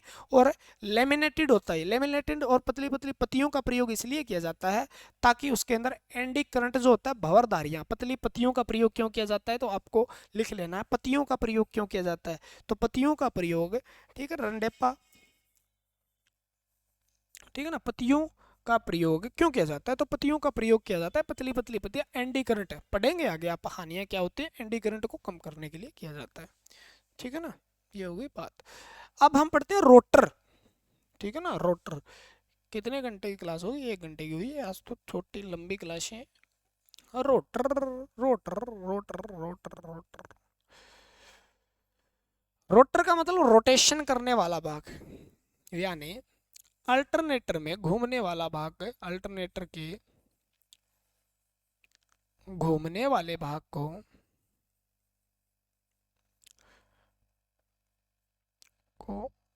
रोटर कहते हैं, और डीसी में घूमने वाले भाग को, डीसी जनरेटर डीसी मोटर में घूमने वाले भाग को आर्मेचर कहते हैं। ठीक है ना, तो ये आप लिख लो यहाँ पे। ठीक है ना, अगर बात एसी में करते हैं, एसी जनरेटर की बात करते हैं, ठीक है ना, तो घूमने वाला भाग जो है, घूमने वाला भाग जो है, ठीक है ना, घूमने वाला भाग कौन सा है? रोटर है। ठीक है ना, और स्थिर भाग कौन सा है? स्थिर भाग कौन सा है? स्थिर भाग आर्मेचर है। क्या है? आर्मेचर है। अगर हम डीसी जनरेटर या डीसी मशीन की बात करें, तो डीसी मशीन में इसका उल्टा हो जाता है। बोलो जी क्या हो जाता है? धीरे से बता दो। घूमने वाला भाग जो है, घूमने वाला भाग जो होता है वो आर्मेचर होता है। घूमने वाला भाग क्या होता है? आर्मेचर होता है। ठीक है ना, और स्थिर भाग जो होता है वो क्या होता है? स्थिर भाग जो होता है वो चुंबकीय क्षेत्र यानी पोल होता है, फील्ड होता है। ठीक है ना, तो ये बात भी आप लिख लेना, काम आ जाएगी कहीं ना कहीं। ठीक है, तो ये रोटर क्या है? घूमने वाला भाग है। ठीक है ना, तो एसी जनरेटर का वह भाग जो चुंबकीय क्षेत्र स्थापित करता है। ठीक है ना, रोटर वो भाग है, ठीक है ना, जनरेटर, एसी जनरेटर का वो भाग है, यानी अल्टरनेटर का वो भाग है जो चुंबकीय क्षेत्र स्थापित करता है, यानी मैग्नेटिक फील्ड जो है उसको क्या करता है? शिफ्ट करने का जो काम करता है वो करता है ये। देखो, एसी जनरेटर का वह भाग चुंबकीय, रोटर घूमने वाला भाग है। ठीक है ना, रोटर क्या है? घूमने वाला भाग है, चुंबकीय क्षेत्र को स्थापित करता है। शाफ्ट पे कैसा होता है लिख दे यार, चलो। शाफ्ट पर कसा हुआ होता है, और शाफ्ट के साथ क्या होता है? घूमता है। शाफ्ट के साथ क्या करता है? ये घूमने का काम करता है, यानी ऐसा भाग जो शाफ्ट के साथ घूमने का काम करता है उसको हम क्या कहते हैं? रोटर कहते हैं। उसे क्या कहते हैं? रोटर कहते हैं। और इसके अंदर ये कितने प्रकार का होता है? 2 प्रकार का होता है। सारी चीजें हम धीरे धीरे पढ़ लेंगे। ठीक है ना, धीरे धीरे हम सारी चीजें पढ़ लेंगे, आप टेंशन मत लियो बस। और अब आप नहीं पढ़ सकते ना, अब तो आपकी एग्जाम डेट भी आ गई।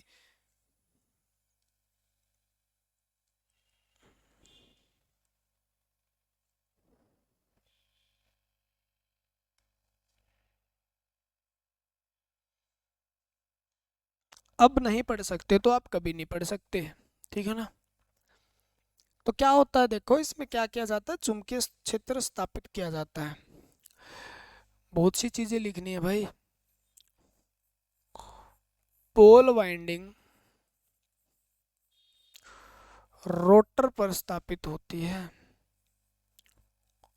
रोटर पर स्थापित होती है, यानी रोटर जो है उसके ऊपर कौन सी वाइंडिंग स्थापित है? पोल वाइंडिंग है। और पोल वाइंडिंग जो स्टेटर पे स्थापित कहाँ थी? जनरेटर के अंदर। कौन से में? डीसी जनरेटर में। एसी जनरेटर यानी जिसको हम कहेंगे अल्टरनेटर, अल्टरनेटर में जो पोल वाइंडिंग है, यानी पोल क्या होता है जी? अरे पोल यही है, कुछ भी नहीं है। N pole, S pole, south pole, north pole, यानी यही पोल हैं, यही क्या है? ध्रुव हैं। ठीक है ना, और चुंबक के अंदर कितने ध्रुव होते हैं? 2 ध्रुव होते हैं। तो ध्रुव स्थापित करने के लिए आप पोल वाइंडिंग, या आप लिख लो यहाँ पे पोल की जगह ध्रुव लिख लो यार, मैं क्या बताऊँ आपको। ध्रुव वाइंडिंग, वाइंडिंग तो जानते ही होंगे या नहीं जानते? यानी तार, तार को ऐसे किया, इंडक्टर इंडक्टर को इकट्ठा किया, कोयल और कोयल को जब इकट्ठे करेंगे कू कू करेगी, कू कू करेगी, बसंत बसंत ऋतु प्राप्त, काके काके पिके पिके, याद है क्या वो? ठीक है ना, तो उसको हम वाइंडिंग कहते हैं। तो ध्रुव वाइंडिंग किस पे की जाती है? ध्रुव वाइंडिंग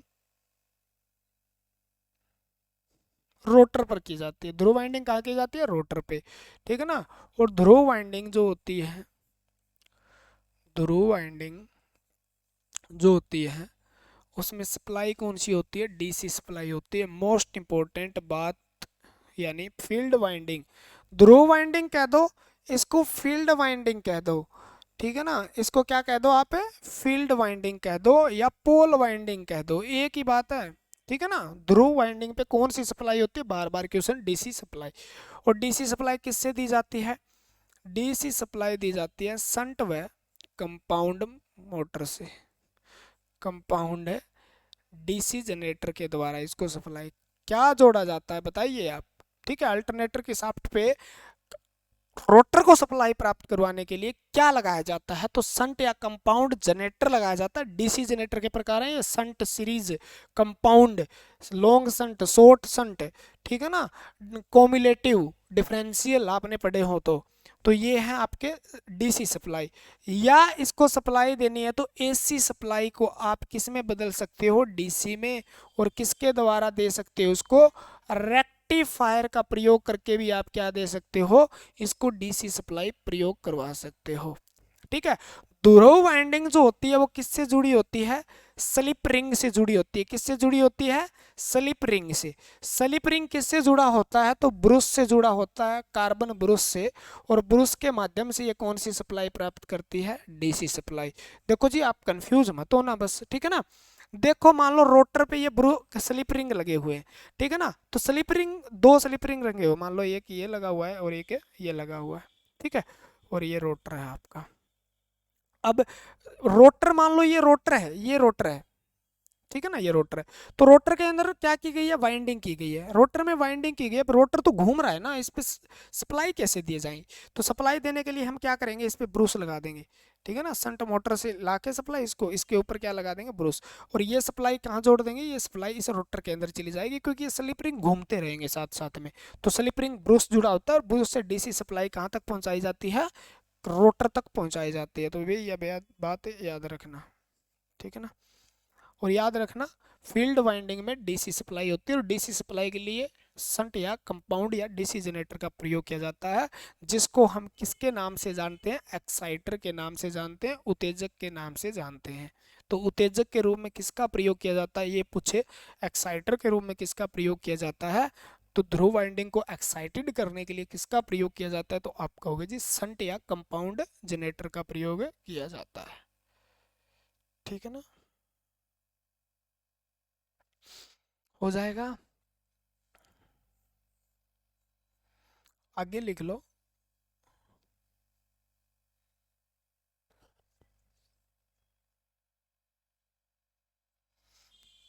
ठीक है, फील्ड वाइंडिंग लिख लो यार, और नोट करके लिख लो। फील्ड वाइंडिंग में डीसी सप्लाई होती है। फील्ड वाइंडिंग में डीसी सप्लाई होती है। क्वेश्चन बनेंगे, वो चीज़ छोड़ना नहीं है। और डीसी सप्लाई होने का कारण बता दो। तो डीसी सप्लाई होती है स्थिर चुंबकीय क्षेत्र, स्थिर चुंबकीय क्षेत्र स्थापित करने के लिए डीसी का प्रयोग किया जाता है,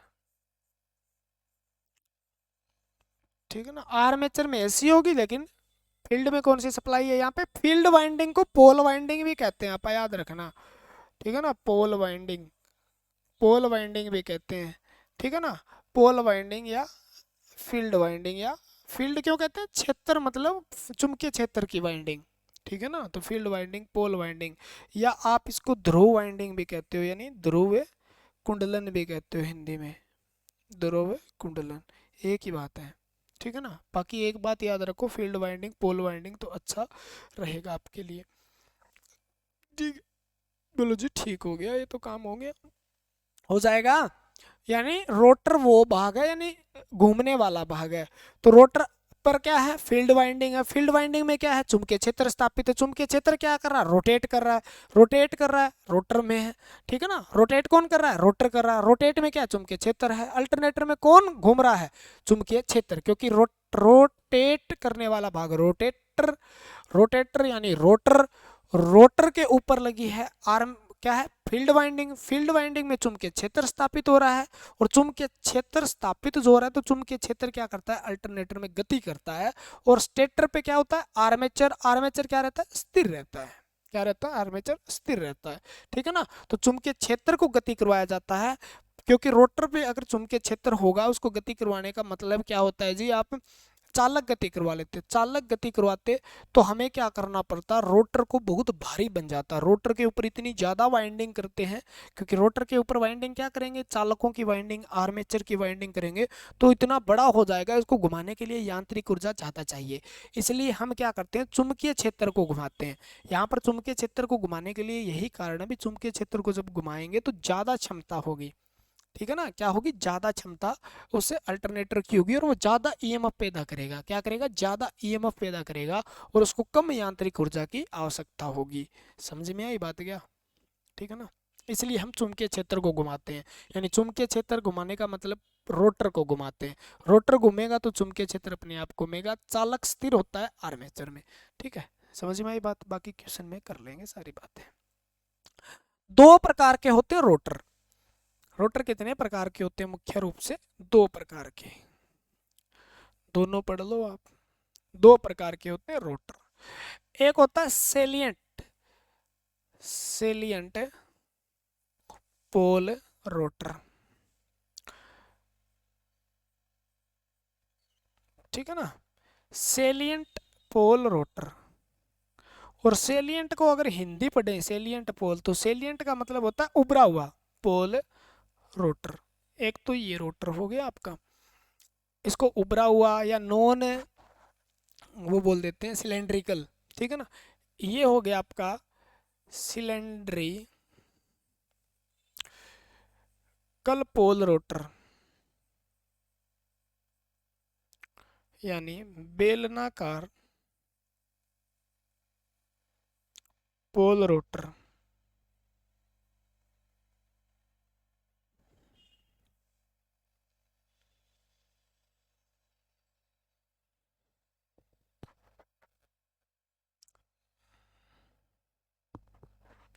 दो प्रकार के रोटर होते हैं, यानी आकृति के आधार पे है ये। हाँ, रोटी खाने लग रही थी यानी, कहो नहीं तने।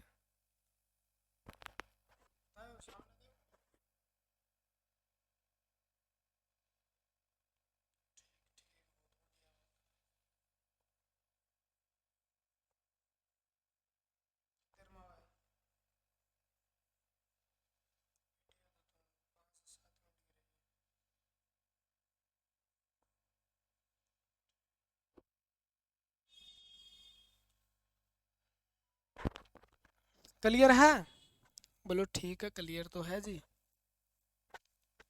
अगर दोनों की बात करें तो दोनों ही किससे बने होते हैं, तो कास्ट स्टील से बने होते हैं, या ऊपर वाला ज्यादातर कास्ट आयरन का बनाया जाता है, और नीचे वाले की हम बात करें, थोड़ा सा और अच्छे से पढ़ लें आप, मान लो तो ऊपर वाला कास्ट आयरन का बनाया जाता है, और नीचे वाला कास्ट स्टील का बनाया जाता है। कारण इसका हम बता देंगे।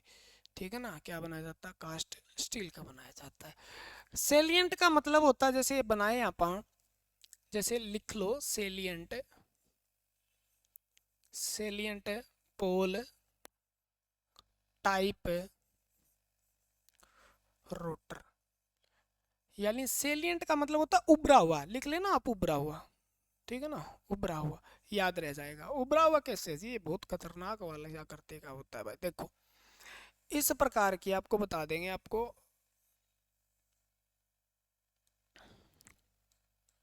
ठीक है ना, ये खींचा, ये किया,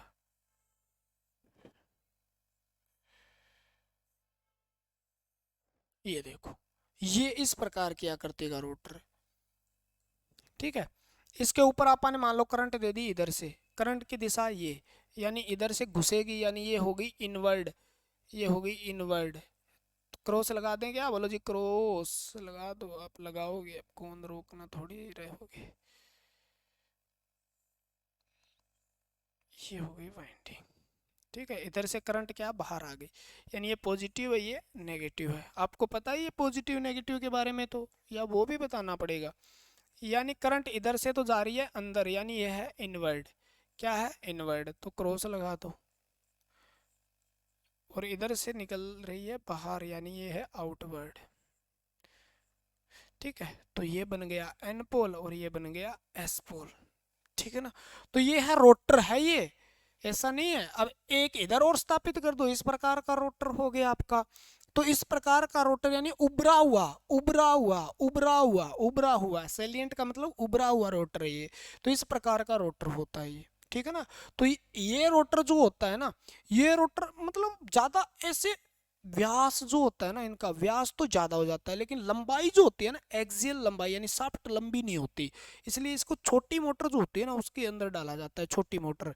तो इसके बारे में कुछ बातें हमें लिख लेनी है। क्या लिख लेनी है, देखे आप लिख लो जी। देखो, इसका व्यास, व्यास तो जानते हो अधिक व्यास होता है, सारी चीजें बताऊंगा मैं। ठीक है, अधिक व्यास, लेकिन एक्सियल यानी अक्षीय लंबाई कम होती है, लिख लेना अक्षीय लंबाई कम होती है, लिख लोगे। ठीक है, पोल ज्यादा स्थापित, इसकी जो मेन मेन बात है वो लिख लो, स्थापित किए जा सकते हैं, पोल ज्यादा स्थापित किए जा सकते हैं। ठीक है ना, और पोल में होता है पोल की संख्या, सेलिएंट पोल जो होता है ना इसके अंदर, जो होता है सेलिएंट पोल टाइप जो होता है इसके अंदर, पोल की संख्या कितनी होती है, 6 से लेकर 40 तक हो सकती है। कितने पोल हो सकते हैं, 6 से 40 पोल तक इसके अंदर हो सकते हैं। ठीक है ना, इसकी लंबाई कम होती है, पोल ज़्यादा स्थापित किए जाते हैं, और इसकी ये होता है। ठीक है ना, और जो आपका कम स्पीड पर इसका प्रयोग किया जाता है, कम स्पीड पर इसका प्रयोग किया जाता है। कम स्पीड का मतलब यानी आप 375 से लेकर और 1500 आरपीएम तक इसका प्रयोग कर सकते हो। क्या कर सकते हो, राउंड पर मिनट के हिसाब से, यानी इसका प्रयोग कम स्पीड के लिए किया जाता है। इस रोटर का प्रयोग करेंगे तो कौन सी स्पीड के लिए करेंगे, कम स्पीड, यानी 375 से लेकर 1500 आरपीएम तक। ये निम्मी के अंदर दिए हुए सारे आंकड़े हैं जो याद करने हैं आपको। आपसे पूछा जाएगा सेलिएंट पोल टाइप रोटर के अंदर कितने पोल हो सकते हैं, तो मिनिमम 6 और मैक्सिमम कितने होते हैं, 40 होते हैं। मैक्सिमम कितने होते हैं, 40 होते हैं। ठीक है ना, 6 से 40 पोल होते हैं। और कम स्पीड के लिए किस रोटर का प्रयोग करते हैं, सेलिएंट पोल टाइप रोटर का। 6 से 40 ज़्यादा पोल स्थापित करने के लिए किस रोटर का प्रयोग किया जाता है, सेलिएंट टाइप का। ठीक है ना, किस रोटर का व्यास अधिक होता है, सोलिएंट, यानी व्यास का मतलब ये चीजें ज्यादा हो गई, यानी व्यास का देखो, ये रोटर है मान लो आपके पास। ठीक है ना, ये सेलिएंट पोल रोटर है मान लो, ये बना दिया आपने सेलिएंट पोल रोटर, ये बना दिया मान लो, ये 4 इस प्रकार से। तो व्यास का मतलब है इसकी ये दूरी है ना, ये चीज ये ज्यादा होती है, इसको हम क्या कहते हैं, व्यास। ठीक है ना, और ये जब आगे तक जाएगा, मान लो ये दूरी कहाँ तक है इसकी। ठीक है,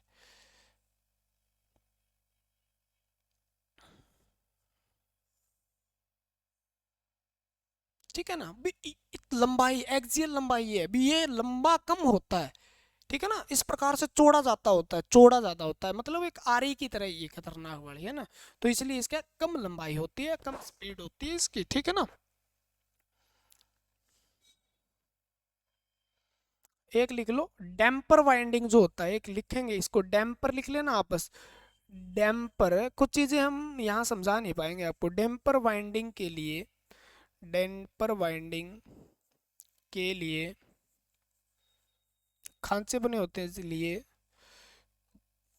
जगह होती है।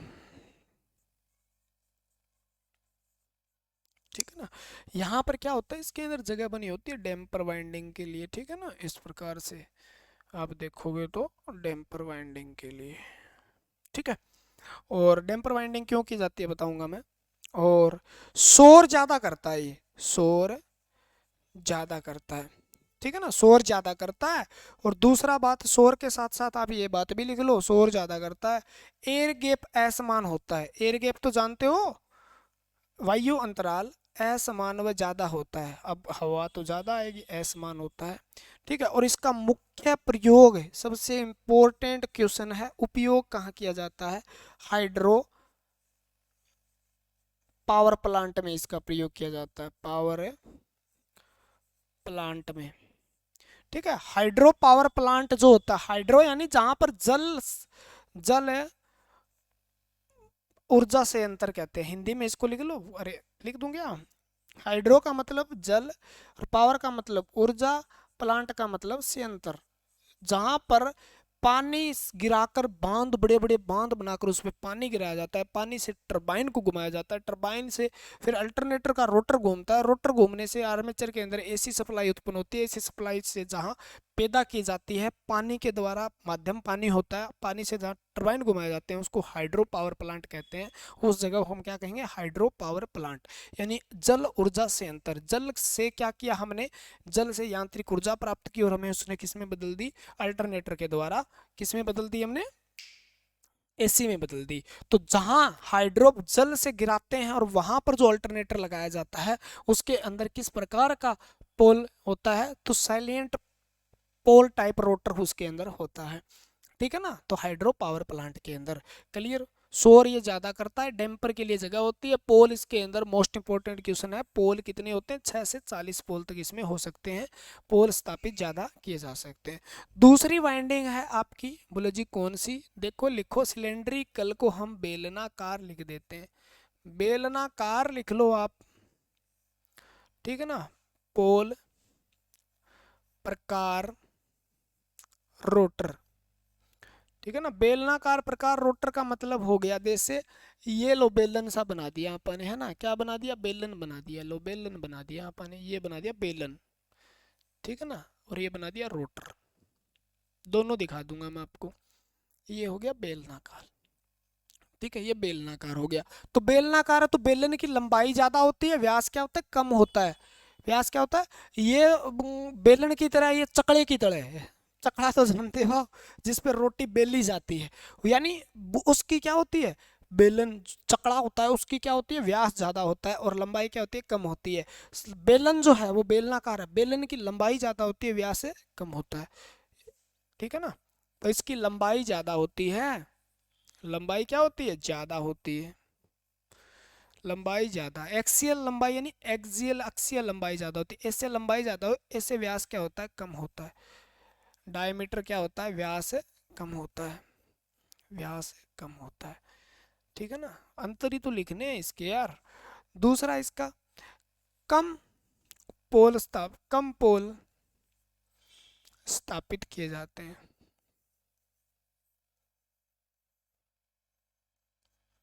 सिलेंड्रिकल जो होते हैं,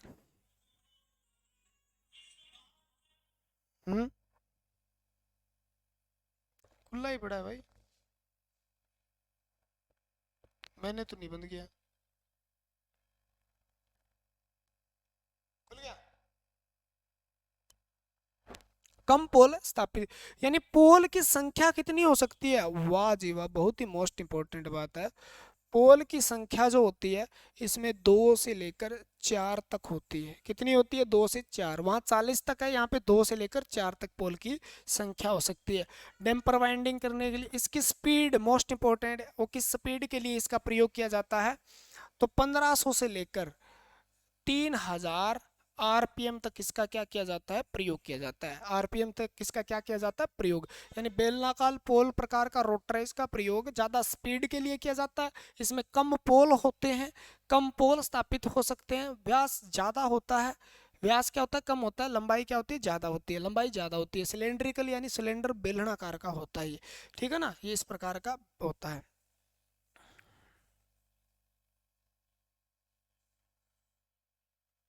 ठीक है। और देख लो, शोर कम करता है, लिख लो उल्टा है इसका। शोर क्या है? शोर कम करता है, ठीक है। और इसका उपयोग जो है देखो, यहाँ हाइड्रो पावर प्लांट है, इसका उपयोग जो किया जाता है, एक मिनट आया, उपयोग है आपका न्यूक्लियर पावर प्लांट में किया जाता है, ठीक है। और या आप थर्मल पावर प्लांट जो होते हैं ना, थर्मल थर्मल पावर प्लांट में इसका प्रयोग किया जाता है, ठीक है। या जो स्ट्रीम जो होती है, स्ट्रीम पावर प्लांट में इसका प्रयोग किया जाता है, वाष्प से हम ऊर्जा बनाते हैं, वहां पर इसका प्रयोग किया जाता है, ठीक है। एक सेकंड रुक जाओ भाई।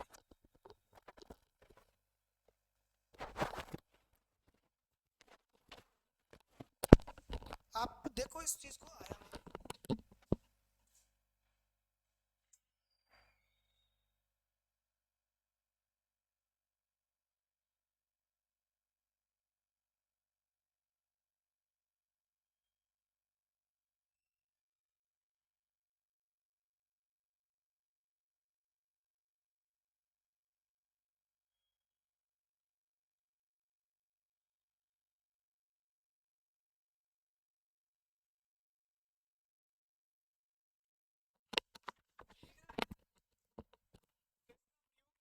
है न्यूक्लियर, जहां पर नाभिकीय संयंत्र में, नाभिकीय ऊर्जा संयंत्र में, ऊर्जा संयंत्र बोलते हैं इसको, ठीक है।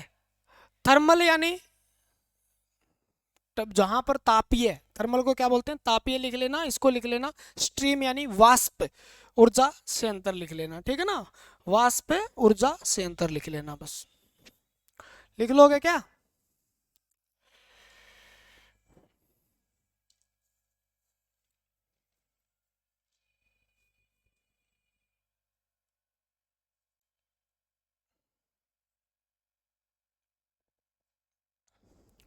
ठीक है, आपको दिखाई देता हूं मैं फिर वो,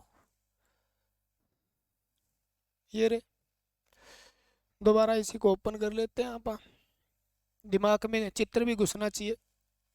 देखो ये तो है आपके, ये देखो, ये देखो पोल बना हुआ है ना, ये देखो पोल बना हुआ है, इस प्रकार का पोल बना होता है, इसको पोल शू कहते हैं, आप क्या कहते हैं, पोल शू कहते हैं, इसको पोल शू कहते हैं। और इसके ऊपर क्या की जाती है, देखो वाइंडिंग की हुई है, देखो वाइंडिंग की हुई है, ठीक है ना। ये पोल है, देखो ये पोल है, यानी कितने पोल है इसके अंदर, ठीक है।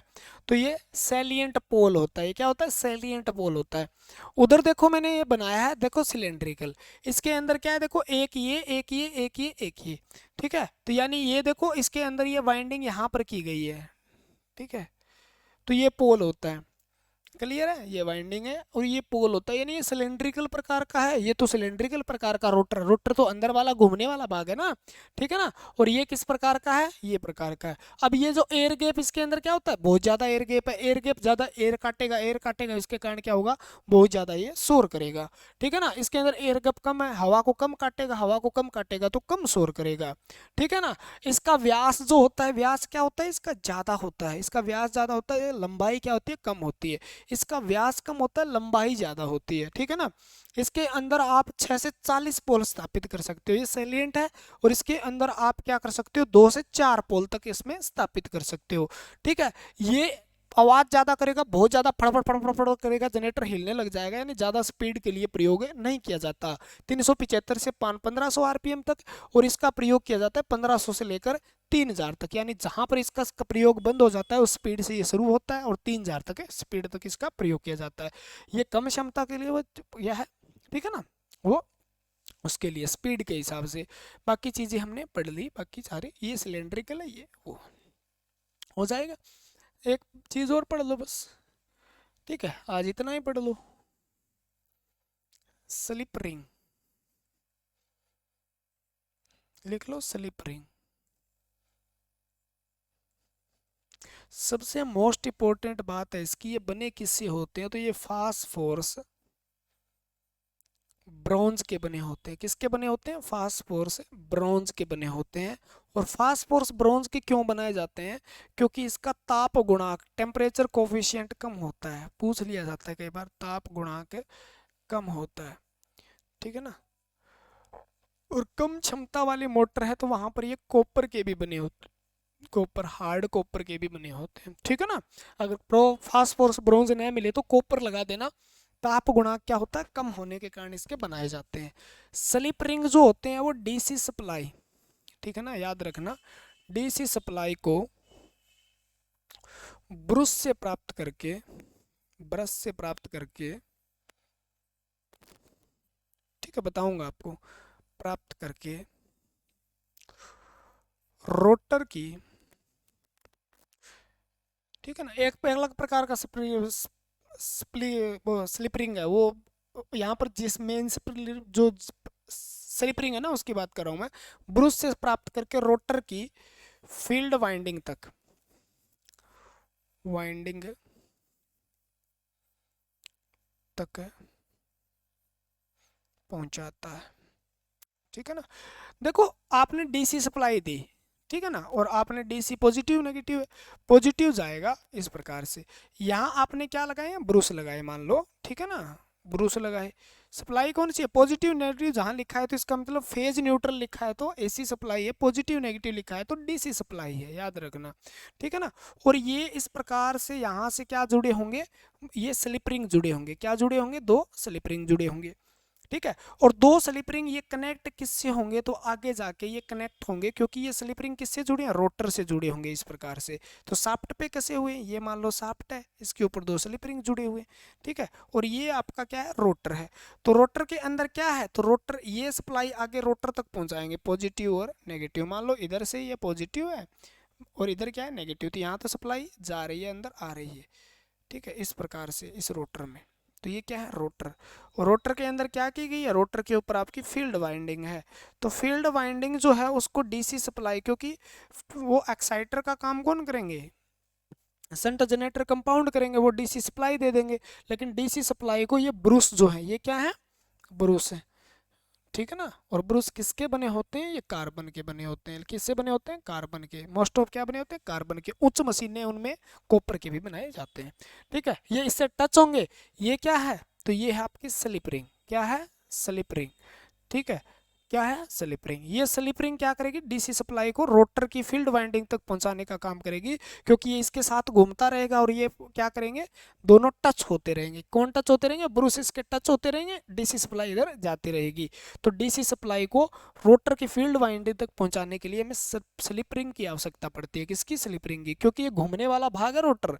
तो सीधा तो तार दे नहीं सकते आप, तार के क्या अड़बेड्डे आ जाएंगे, अड़बेड्डे आ जाएंगे ऐसे ऐसे ना, तो टूट जाएगा तार। तो इसके लिए इसका स्लिप रिंग लगाए जाते हैं। क्या लगाए जाते हैं, स्लिप रिंग लगाए जाते हैं, ठीक है। तो लिख लो, कहाँ कैसे होता है स्लिप रिंग, शाफ्ट पर कसे होते हैं। कहाँ पर कसे होते हैं, शाफ्ट पर कसे होते हैं,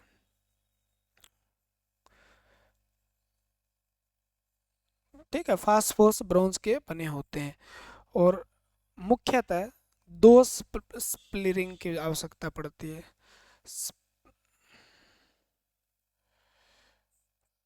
स्लिप रिंग की आवश्यकता होती है, ठीक है। एक किसके लिए, एक पॉजिटिव और एक क्या है, नेगेटिव। दो स्प्रिंग की आवश्यकता, ठीक है ना, पॉजिटिव और नेगेटिव। और ये क्या करते हैं, डीसी सप्लाई को पहुंचाने का काम करते हैं, ठीक है ना। प्राप्त करने की विधि अलग बताऊंगा मैं आपको, आप टेंशन मत लेना। हो जाएगा क्या स्लिप रिंग, बता दें स्लिप रिंग आपको, दिखा दें, दिखा दें भैया।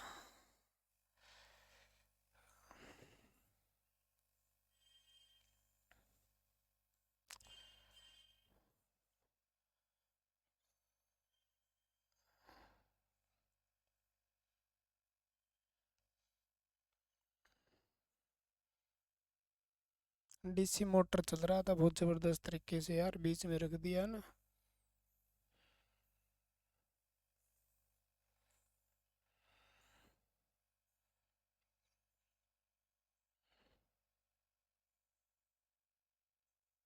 ब्रुश व्रुश तो आप जानते हो, डीसी मोटर आपने पड़ी रखी होगी। ये देखो, ये देखो, ये क्या है, ब्रुश है। ये देखो, ये स्लिप रिंग है, ये क्या है, स्लिप रिंग है, कहीं आप बहम में रह जाओ। ये देखो दो क्या है, स्लिप रिंग, और इनके ऊपर लगे होते हैं इस प्रकार से ब्रूस, टच होते हैं, टच होते हैं, जो क्या है सप्लाई लेके आ रहे हैं। एक मान लो पॉजिटिव लेके आ रहा है, एक ब्रूस क्या लेके आता है नेगेटिव, एक नेगेटिव लेके आता है। और ये सप्लाई कहाँ पहुंचाएंगे, ये देखो इधर से टच होते हैं इसके अंदर से, इसके अंदर से रोटर में सप्लाई जा रही है ना, रोटर में, तो ये स्लिप रिंग होते हैं। ठीक है, ये स्लिप रिंग होते हैं। क्लियर हो जाएगा।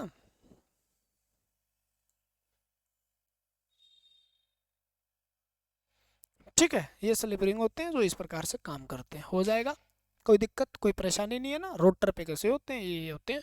तो ये बात हमने की आज, बहुत लंबी लंबी बातें की हमने, बहुत फेंकी है ना। ये देखो हमने बात की इसकी अल्टरनेटर की, और कल अल्टरनेटर का सारा कुछ फंडा क्लियर कर देंगे। बलबीर सिंह याद कर लेना आप बस, आपको ईएमएफ ऐसे उत्पन्न करवा देंगे बलबीर नाम से ही। ठीक है ना। पोल वोल की संख्या, वाह जी वाह, वाह जी वाह, इतना पढ़ा देता हूँ क्या। तो आज के लिए फिर इतना ही आपके लिए। ठीक है ना। लंबी लंबी क्लासें चलेगी यार, मज़ा आने वाला है, मज़ा आ रहा है, कोई दिक्कत नहीं है, आप पढ़ते रहिए, सिलेक्शन ज़रूरी है, सारे लग जाओगे आप। आज के लिए फिर इतना ही। जय हिंद जय भारत, मिलते हैं अगली वीडियो के साथ। अगर आपको व्हाट्सअप ग्रुप से जुड़ना है, डिस्क्रिप्शन में लिंक है, डिस्क्रिप्शन देख लो पहले क्या होता है। ठीक है ना। डिस्क्रिप्शन क्या होता है, जहाँ पर आप टाइटल के नीचे मोर लिखा होता है उस पर क्लिक करोगे, लिंक मिल जाएगा। व्हाट्सअप ग्रुप का लिंक है, टेलीग्राम ग्रुप का लिंक है, वो ज्वाइन कर लो, वहाँ पर पीडीएफ वीडियो मिलती रहेगी आपको, आपको होता रहेगा फ़ायदा। ठीक है ना, आपको होता रहेगा फ़ायदा। क्लियर है।